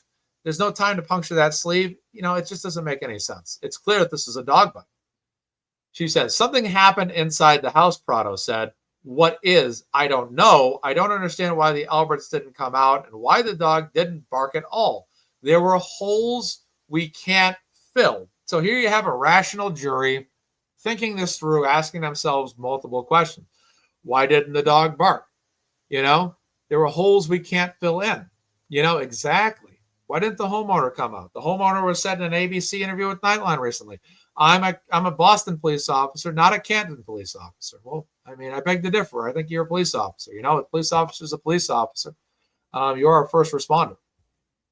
The Alberts and key prosecution witnesses, most of whom are not called to the stand in the retrial, but testified in the first trial, said they did not see O'Keefe enter the home that early morning. What about the FBI? Judge Beverly Cannoni barred the prosecution and defense from directly referencing the federal probe into the investigation, which has since ended.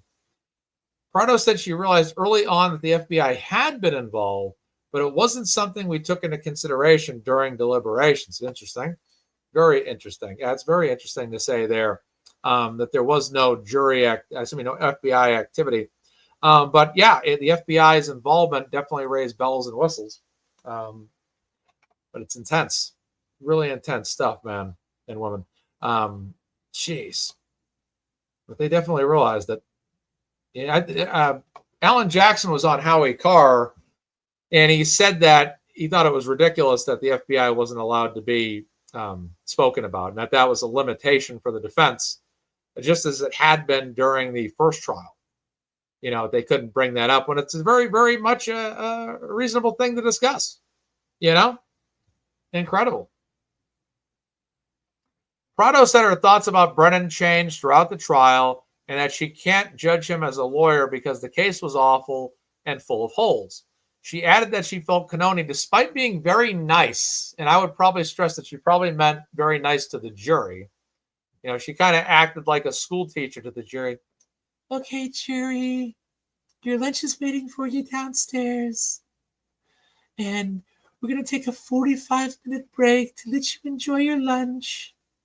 You'll have sandwiches and pizza and Dunkaroos and gummy worms and gummy bears, jury. And there'll be salad and cookies and cupcakes for you downstairs. So we're going to take the 45-minute lunch break now so the jury can go downstairs and have something nice to eat for lunch. Okay, jury, we'll see you all later. Bye-bye. She just kind of, be so nice to them. We're going to take the half-hour break. She'd always be so nice to them in that sense. But when it came time to talk to the defense, and Karen Reed's defense team, she was very hard on them. She was very motherly to the jury. She was very kind to the jury. I always thought she was very polite to them. She gave, that's the one positive thing I guess I can say. If I was a juror, I'd certainly appreciate the half-hour break and the 45-minute lunch. And I'd certainly appreciate the early releases and the days off because it's hot inside. If I was a juror, I'd be happy about that from the judge. But if I was a juror critiquing this judge, I would certainly be like, my God, is she ever vile and rude and inconsiderate to this defense team and favorable to the prosecution? It's wild stuff. It certainly is. It definitely is. But in terms of being nice to the jury, yeah, sure, I agree. But in terms of being any way fair and impartial to the defense, to quote Carlton Banks from Fresh Prince of Bel-Air, oh, I beg to differ. Classic line. Classic line. The half-hour break. Jury, the jury is tired. We're going to let them go now. Okay, jury, you've worked hard all day. It's been a long day. We're going to send you home. Oh, man. Yeah, exactly. The problem is that, Attorney Dan Gallagher, the problem is that her disdain for the defense was a stark, noticeable contrast to how she treated the jury and the prosecution, and the jury saw this. And Brandy K will respond for me. Exactly, Dan. Absolutely. Where are we here? She added that she felt Cannoni being very nice, gave too much protection to the prosecutions. Now, they use the word protection there, too. Not just favorability, but protection is actually the word used. Protection is the word that Prado used here. Very interesting. In other words, that they were helping, she was helping them out. It was how the jury saw this. With numerous objections during key defense witnesses, Prado took a shot at Boston police officer Kelly Dever. Here we go. I read this last night. This whole article last night. Prado took a shot at Boston police officer Kelly Dever, who was a member of the Canton Police Department at the time of O'Keefe's death. One second. Ugh. I drank seltzer water, and sometimes you get a burp, you know? Freedom Ring, I hope you're doing well today. The half-hour break. All right. I feel a little bit more comfortable doing these impersonations on camera now that the trial's over. All right. Defense attorney Alan Jackson questioned Dever on initially telling the feds that she saw Brian Higgins and the then Canton Police Chief Kenneth Berkowitz enter the police department garage and spent a wildly long time with Reed's SUV. Oh, I'm not sure. All right, here we go. So I'm going to repeat this. Defense attorney Alan Jackson questioned Dever on initially telling the feds that she saw Brian Higgins and then Canton Police Chief Kenneth Berkowitz enter the police department garage and spend a wildly long time with Reed's SUV. Yeah. That this would give credence to the defense's theory that police meddled with the evidence, including the busted taillight whose pieces were later found at the crime scene. Dever later recanted the statement as a false memory after being shown a timeline of events that proved that it wasn't possible. Prado called Dever not believable at all. That witness was definitely, I thought for me and my perspective on this whole thing, that I perceived Kelly Dever to be the most hostile witness this trial. And I also thought she was the most defensive witness this trial. And I also thought that she was, in the way she acted on the stand, was certainly going to be probably extremely noteworthy to the come on, think about it. Too many words. To the jury there. And I believe Nan's still in the chat. I actually think that Nan said something about this a couple of weeks ago as well. She made a comment on that about Dever, probably something in a similar fashion. I can't recall what she said, but she said something similar to that. But yeah, if I'm a juror, I mean, she stood out the most. She was the most combative witness. Very, I don't know why I'm here. I don't know. I'm just a cop. It was just like, if you're trying to help or not help out the prosecution, you're on the losing end of this because you're coming off as very defensive, like you're hiding something, like you were, it just didn't really seem. Oh no, I agree, Darcy. This time around, yes. For this trial, yes, absolutely. But it was definitely a standout witness. And if you're a juror, how can you not? And obviously they did not. How can you not sit there and notice this witness and have them stand out to you? And then the whole Sallyport thing and everything that went on there. How long did they need to keep the vehicle? Why, if it was in state police custody, was it taken to the Canton Police Department Sallyport? Why was it left unattended for so long? Why was the Sallyport footage inverted? This is all reasonable doubt. De Glare has said it multiple times. Put everything that you can possibly think of on a wheel and spin it, and that's reasonable doubt. And that's the end of it. That's the absolute end of it. Case in point, folks. That's it. It was uncomfortable to watch her behavior because she is an officer after all, and she is among us, and she carries a gun, Prado said of Dever. She was not reliable and scary knowing that she's around holding a weapon. So that's a big statement coming from Prado about Dever, is that she actually is afraid that this woman's a police officer and is walking around doing police work day in and day out. The juror defends attacks. Since her first interview with independent journalist Jess Machado on Thursday, Prado has been the subject of accusations from internet trolls. She addressed them during her interview on the Howie Carr show. Quote, they're all saying, how come she is an attorney and she was picked for the jury? She's a liar. No, I am not an attorney in the U.S. I am an attorney in Brazil, never worked here, not licensed here, Prado said. And how come she loves true crime, but she didn't know about the case because all of my interest was Brazilian cases from my country. My social media account is in Portuguese. I really didn't know about the case, she added.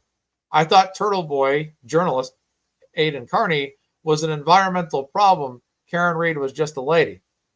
One second. Okay. The stay-at-home mother to 4 young children called the power given to her to decide Reed's fate a great, huge responsibility that she was happy to be a part of it and be able to serve justice. I'm really happy that I am confident that Karen Reed isn't going to jail. She's not going to pay for something she didn't do. This filled me with joy, Prado said, and filled me with anger, the fact that we don't know what happened to John O'Keefe. So that is her statement on all of that. Basically very much favorable to Karen Reed, and definitely felt that they looked at the evidence properly and correctly and made the right decision, that there was reasonable doubt there, and there was in no way, shape, or form any way to really convict Karen Reed for something she didn't do. And quite frankly, I like how she adds that she didn't want to see Karen Reed go to prison for something that she didn't do, because she didn't do it. She didn't do anything. She didn't kill John. She never lashed out. They tried to use all those text messages. They had, that state police officer read all the text messages of an argument. Whoop-de-doo, because evidence is still evidence, and it's a physical, murder is a physical evidence. You can say people get in an argument all you want. You can. But, people can get in an argument, and someone might get killed. But that doesn't mean that the people that were involved in the argument, one of them killed the other. That's not what that means. It definitely means that possibly, something happened. Something happened. That's the way it is. It does not necessarily mean that Karen killed John just because they had an argument. Couples fight all the time. We know this. Couples have always fought historically. Most of these couples don't kill each other, okay? And even that, Karen Reed didn't kill John at all. And even that, those text messages don't prove anything, because the text messages would be a garnish to the evidence if the evidence showed that Karen Reed actually killed John O'Keefe. Let's word it that way, okay? So what that means is, if the evidence actually showed that Karen Reed did this, then the text messages would be a garnish to say, here's the physical evidence she did it, but here's text messages that show that they were in an argument, right? But in this particular case, you have text messages that show they had an argument. She was saying mean things to him. She was pissed off about him. She felt slighted by him. Okay, but the physical evidence does not go hand in hand with all of that. It does not make sense. It does not add up. The sum is not a part of the whole. Exactly. And Nan Gallagher puts this in chicken wing form. This is something I can easily understand because I'm a chicken wing fan. The celery to the wings. The text messages are the celery to the chicken wings, ladies and gentlemen. They're the side dish. Something you have on the side. That's it. But they got to be, one and the same. And what the prosecution did is they put down celery sticks, but they didn't serve any chicken wings. When you don't serve chicken wings, that makes MazzaMedia upset, okay? It makes me upset, right? Definitely does. But that's where it begins, and that's where it ends, folks, is that you don't have enough. You need to have both. And like I said, those text messages are nothing but celery sticks. They're garnished. That's it. That is it. End of story. If that physical evidence doesn't line up, then you have reasonable doubt. And Karen Reed's walking out the front door of that courthouse, got thousands of pink shirts chanting "Free Karen Reed" and going absolutely out of their minds like they did last Wednesday in Dedham. It was the moment, ladies and gentlemen, of a lifetime. I wish I could have been there, but I was with everybody in spirit. That's to say the least. But it was absolutely awesome. Freedom Ring, thank you so much for the super chat. What was the actual evidence that Deborah's shift ended before Karen Reed's SUV arrived? Someone told her years later. Was a time card pulled, video evidence of her leaving the building? I know nothing of that in terms of what physical, time logs were provided. I don't know what they have on that, but that's definitely a situation where, what was her shift? When did she punch in? When did she punch out? We know that, people like Higgins, were punching in and punching out, leaving, time stamps, for example. You know what I mean? We know that there was no log for the longest period of time when did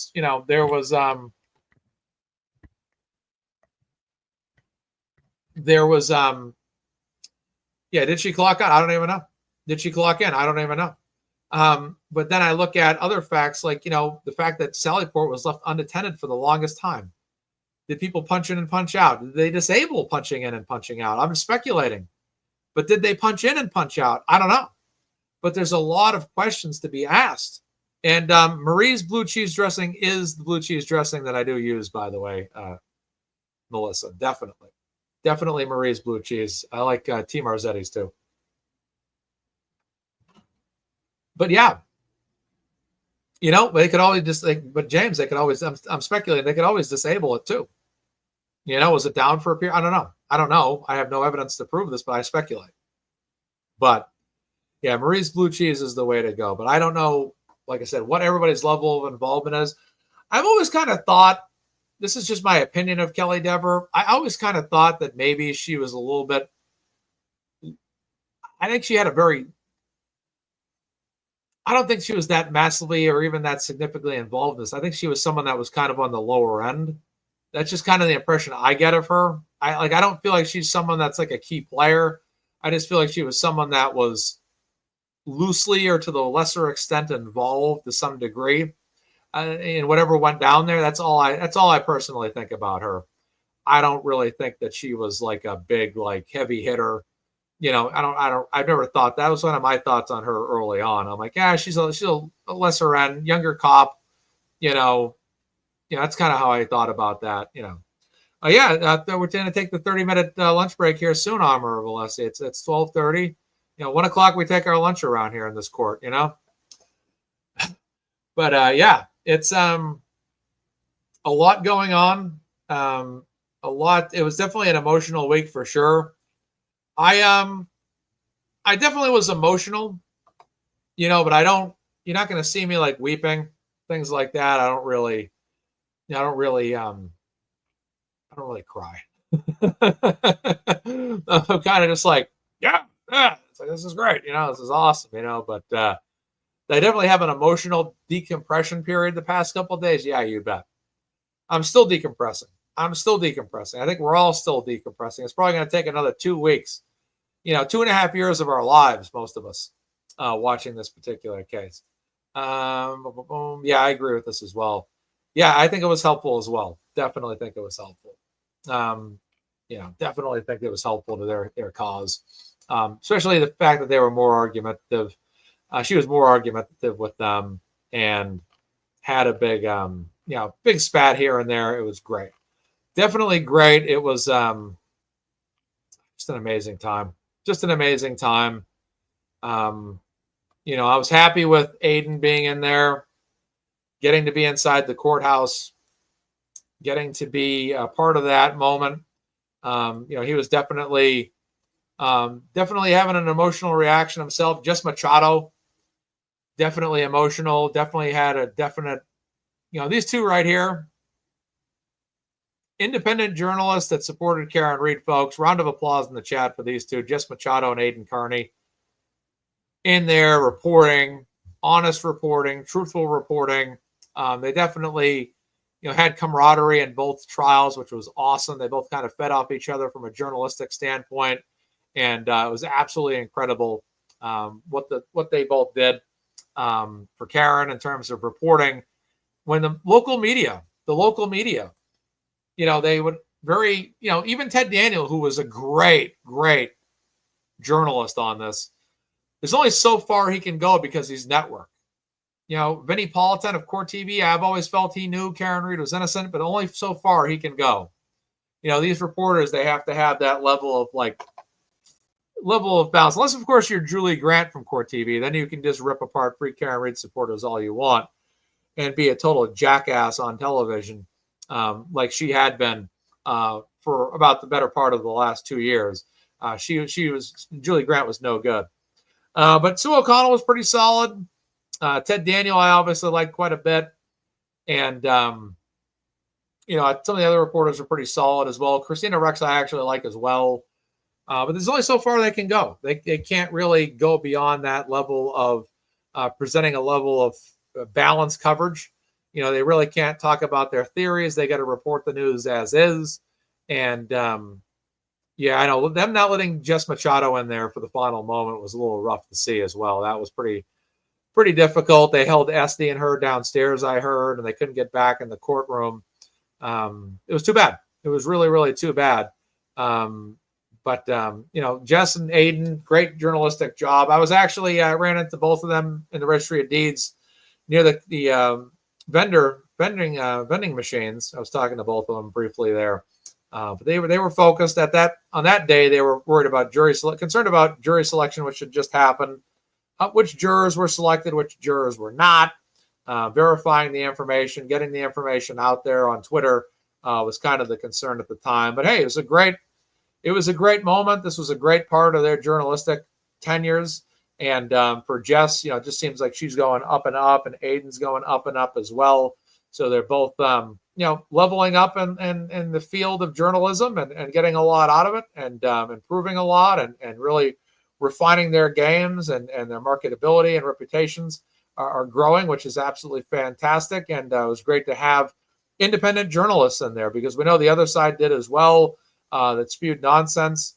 And it was absolutely just a ridiculous thing to listen to the independent journalists that were anti-Karen Read. And, I'm just happy this whole thing is over for Karen.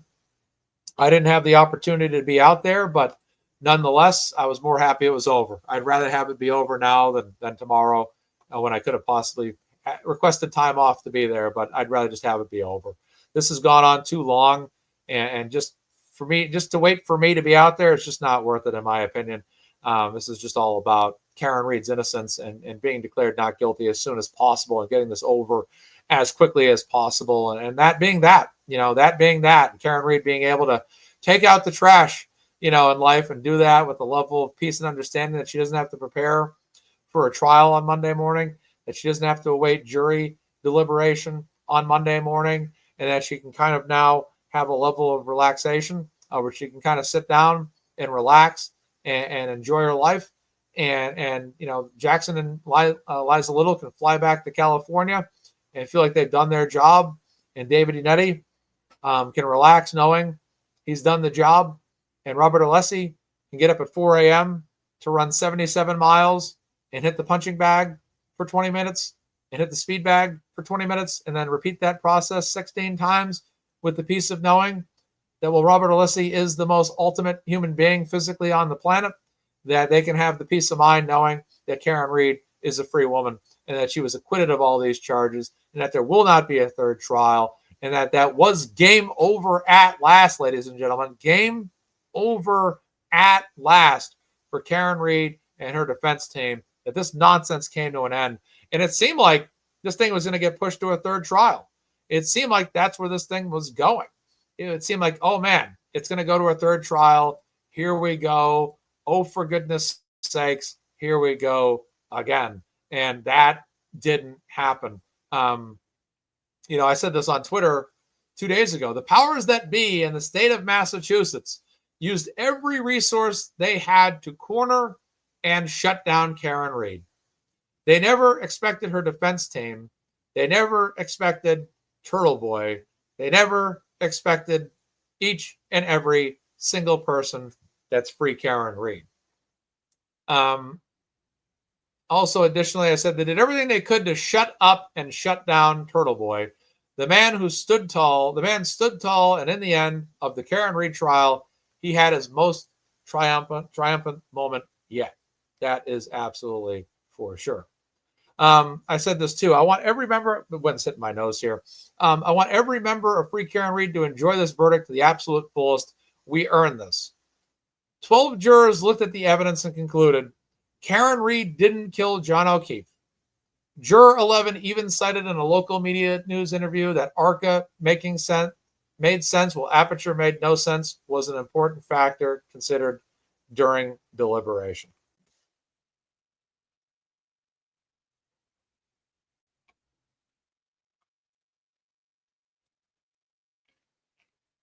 One moment.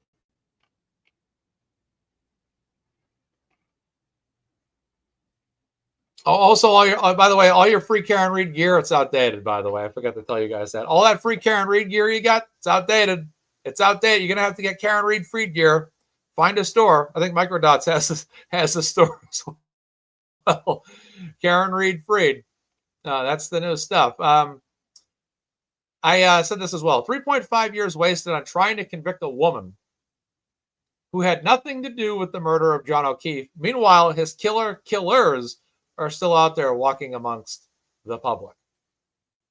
Craziness. Absolutely craziness. Let's take a look at Howie Carr's article.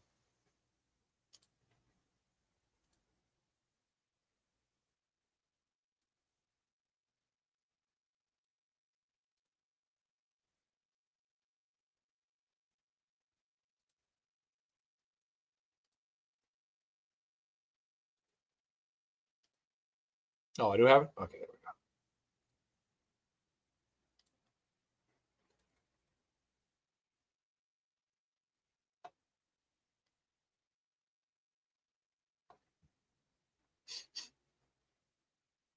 go. All right, let's see.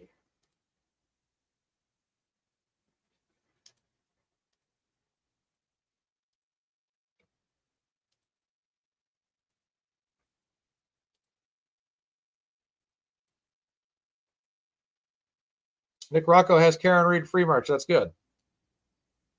All right, Howie Carr. The lynch mob has been routed in Dedham. For once, the hacks of Norfolk County did not get away with framing an innocent person. And now it's time for the retribution. First, District Attorney Michael Meatball Morrissey must be defeated next year should he dare to run for re-election after masterminding this disgraceful, atrocious scandal. How long will this obese quadruple Howie? How long will this obese quadruple chin? I'm going to omit the political comment here. Delegate be allowed to continue perverting justice in Norfolk County. I don't want to get political. I don't want to divide the audience. To continue perverting justice in Norfolk County. Asking for Sandra Birchmore. Meatballs got to go. After the verdict, I spoke to Bill Reed, Karen's father, about what must be done to rid the county of the stench of Morrissey. We need to take a step. We need to take back our government, he said. So many bad, horrible people who conspired together to frame an innocent woman. Judge Beverly Cannoni deserves to be impeached, removed from office, and stripped of her pension. Won't happen, of course, but a Norfolk County taxpayer can dream, can't he? Hammered Hank Brennan, the sleazy mob mouthpiece turned into sleazy special prosecutor, deserves to be shunned by every decent citizen, not to mention all the despicable criminals he's become famously wealthy representing, almost always unsuccessfully. Meatball Morrissey's entire detective unit of state police deserves to be sent packing and their offices fumigated and then sown with salt. Those bent badges should be exiled as far away as possible from the county. Sorry about that, a little tough time. Everything was all broken up there. I was having trouble piecing the words together. They both shamed and terrorized to the Lee Barracks. I suggested that on air, and a Western Mass listener texted back at me, keep your crooked cops down there. We have enough problems out here already. For a while yesterday, it looked like the Norfolk County fix was in again. Around 2 o'clock, it was announced that they had a verdict. Then they didn't have a verdict, even though they had delivered a signed verdict slip in an envelope. Call it the butt dial verdict. But whatever the pot-bellied courthouse stooges were conniving, the scheme fell apart quickly. The not guilties started coming in, and the crowds outside in the so-called buffer zone started cheering so loudly you could hear it in the courtroom. Down on the street, everyone was wearing pink, and they were chanting, bringing back memories of some of the trial's top characters, even including the McAlbert's mysteriously vanished dog, Chloe. Where's Chloe, they yelled, and lock up Jen. And of course, free Turtle Boy, referring to Aidan Carney, the blogger who was collateral damage in Meatball's jihad against justice, doing 2 months in Norfolk County lockup for another frame job. The Hackerama, though, has learned absolutely nothing from their humiliation. The McAlberts, on whose front lawn the body of Karen Reed's boyfriend was found, immediately issued a press release. This prosecution was infected by lies and conspiracy theories spread by Karen Reed, her defense team, and in some of the media, they said. I read that statement to Turtle Boy and he started laughing. Nice, he said. I got a shout out. He's still looking at multiple counts of witness intimidation and God only knows what else. Meatball has hired 2 special prosecutors to railroad him, including one low IQ retired judge who's grabbing not 1 but 2 state pensions worth $203,000 a year, plus whatever he's pocketing from his fellow long life hack. They have no shame. None of them from Meatball on down. Michael Proctor is the disgraced fired state trooper who solicited a gift from the McAlberts in return for locking up Karen Reed. He had the Shapats, the book. I guess that's the word. The book an interview. The book an interview on fake news ABC last night. They claim he's the one who was framed. He was too dirty to be called on as a witness, even by Meatball. And now he goes on a sleazy network that just paid. I don't want to get into the thing here. It's political. That McAlbert statement denouncing, I don't want to talk about politics one way or the other. I don't do that on this show, so I try to leave it out of here. I don't know what everyone's political belief system is on my show, on this channel, so I don't want to say anything that's politically one way or another to offend somebody. That's the way I keep it. Sorry, folks. That McAlbert statement, I just want to keep it about Karen Reed. That McAlbert statement denouncing the lies, by the way, signed by a real cross section of them, a witness who changed her story from one grand jury to another one who lied twice to the FBI in her interview, including giving a false name, the woman who offered that gift to Proctor, a Canton cop who was suspended by getting so drunk with Proctor while on duty that he left his badge in the car, a Canton selectman who did 6 months for a hit-and-run manslaughter, a Boston cop who destroyed his cell phone one day ahead of a preservation order from the court. The McAlberts also said that they may have more to say in the future. Perhaps they're planning to write a book. Maybe they could call it If We Did It. The Free Karen Reed crowd was cruising Washington Street in Canton into the night. They were crestfallen at the waterfall, but the pink-clad supporters were honking their horns and waving pink pom-poms out the window. They were planning watch parties for Proctor's interview, fireballs all around. This not guilty verdict is devastating to the law enforcement in Norfolk County. 3 departments will now be disbanding their elite rubber ducky details, the Canton and Stoughton PDs, and the detective unit in DA Michael Morrissey's office.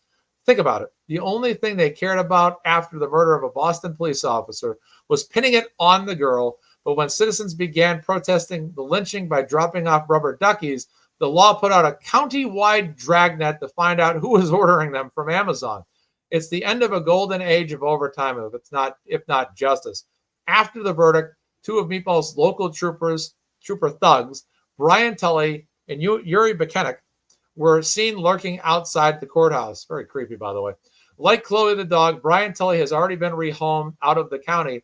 As for Yuri, have you ever visited the Cheshire Barracks, comrade?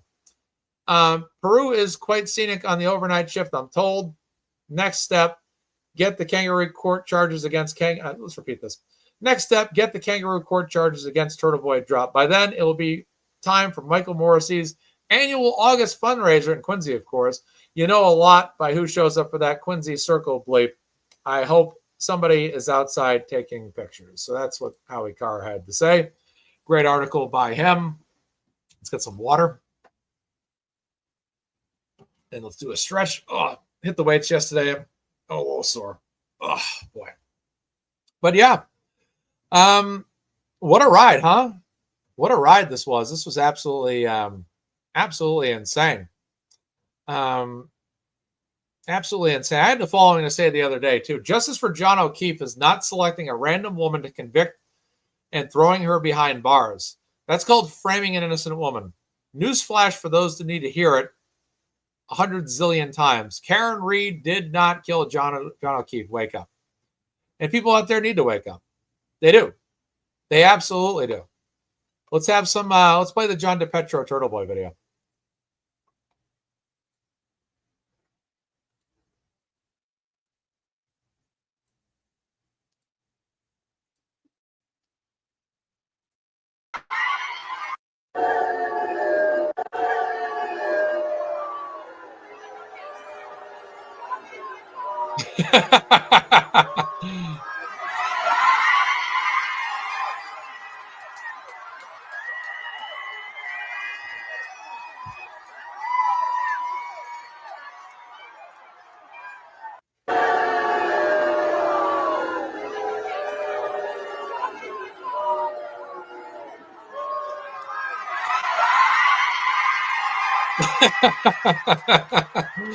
The contrast and reaction is priceless.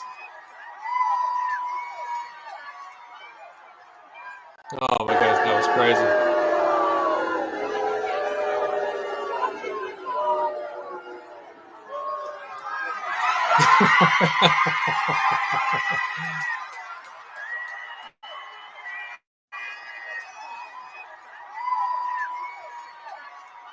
Funny stuff there. That was really funny stuff right there. Aiden, Aiden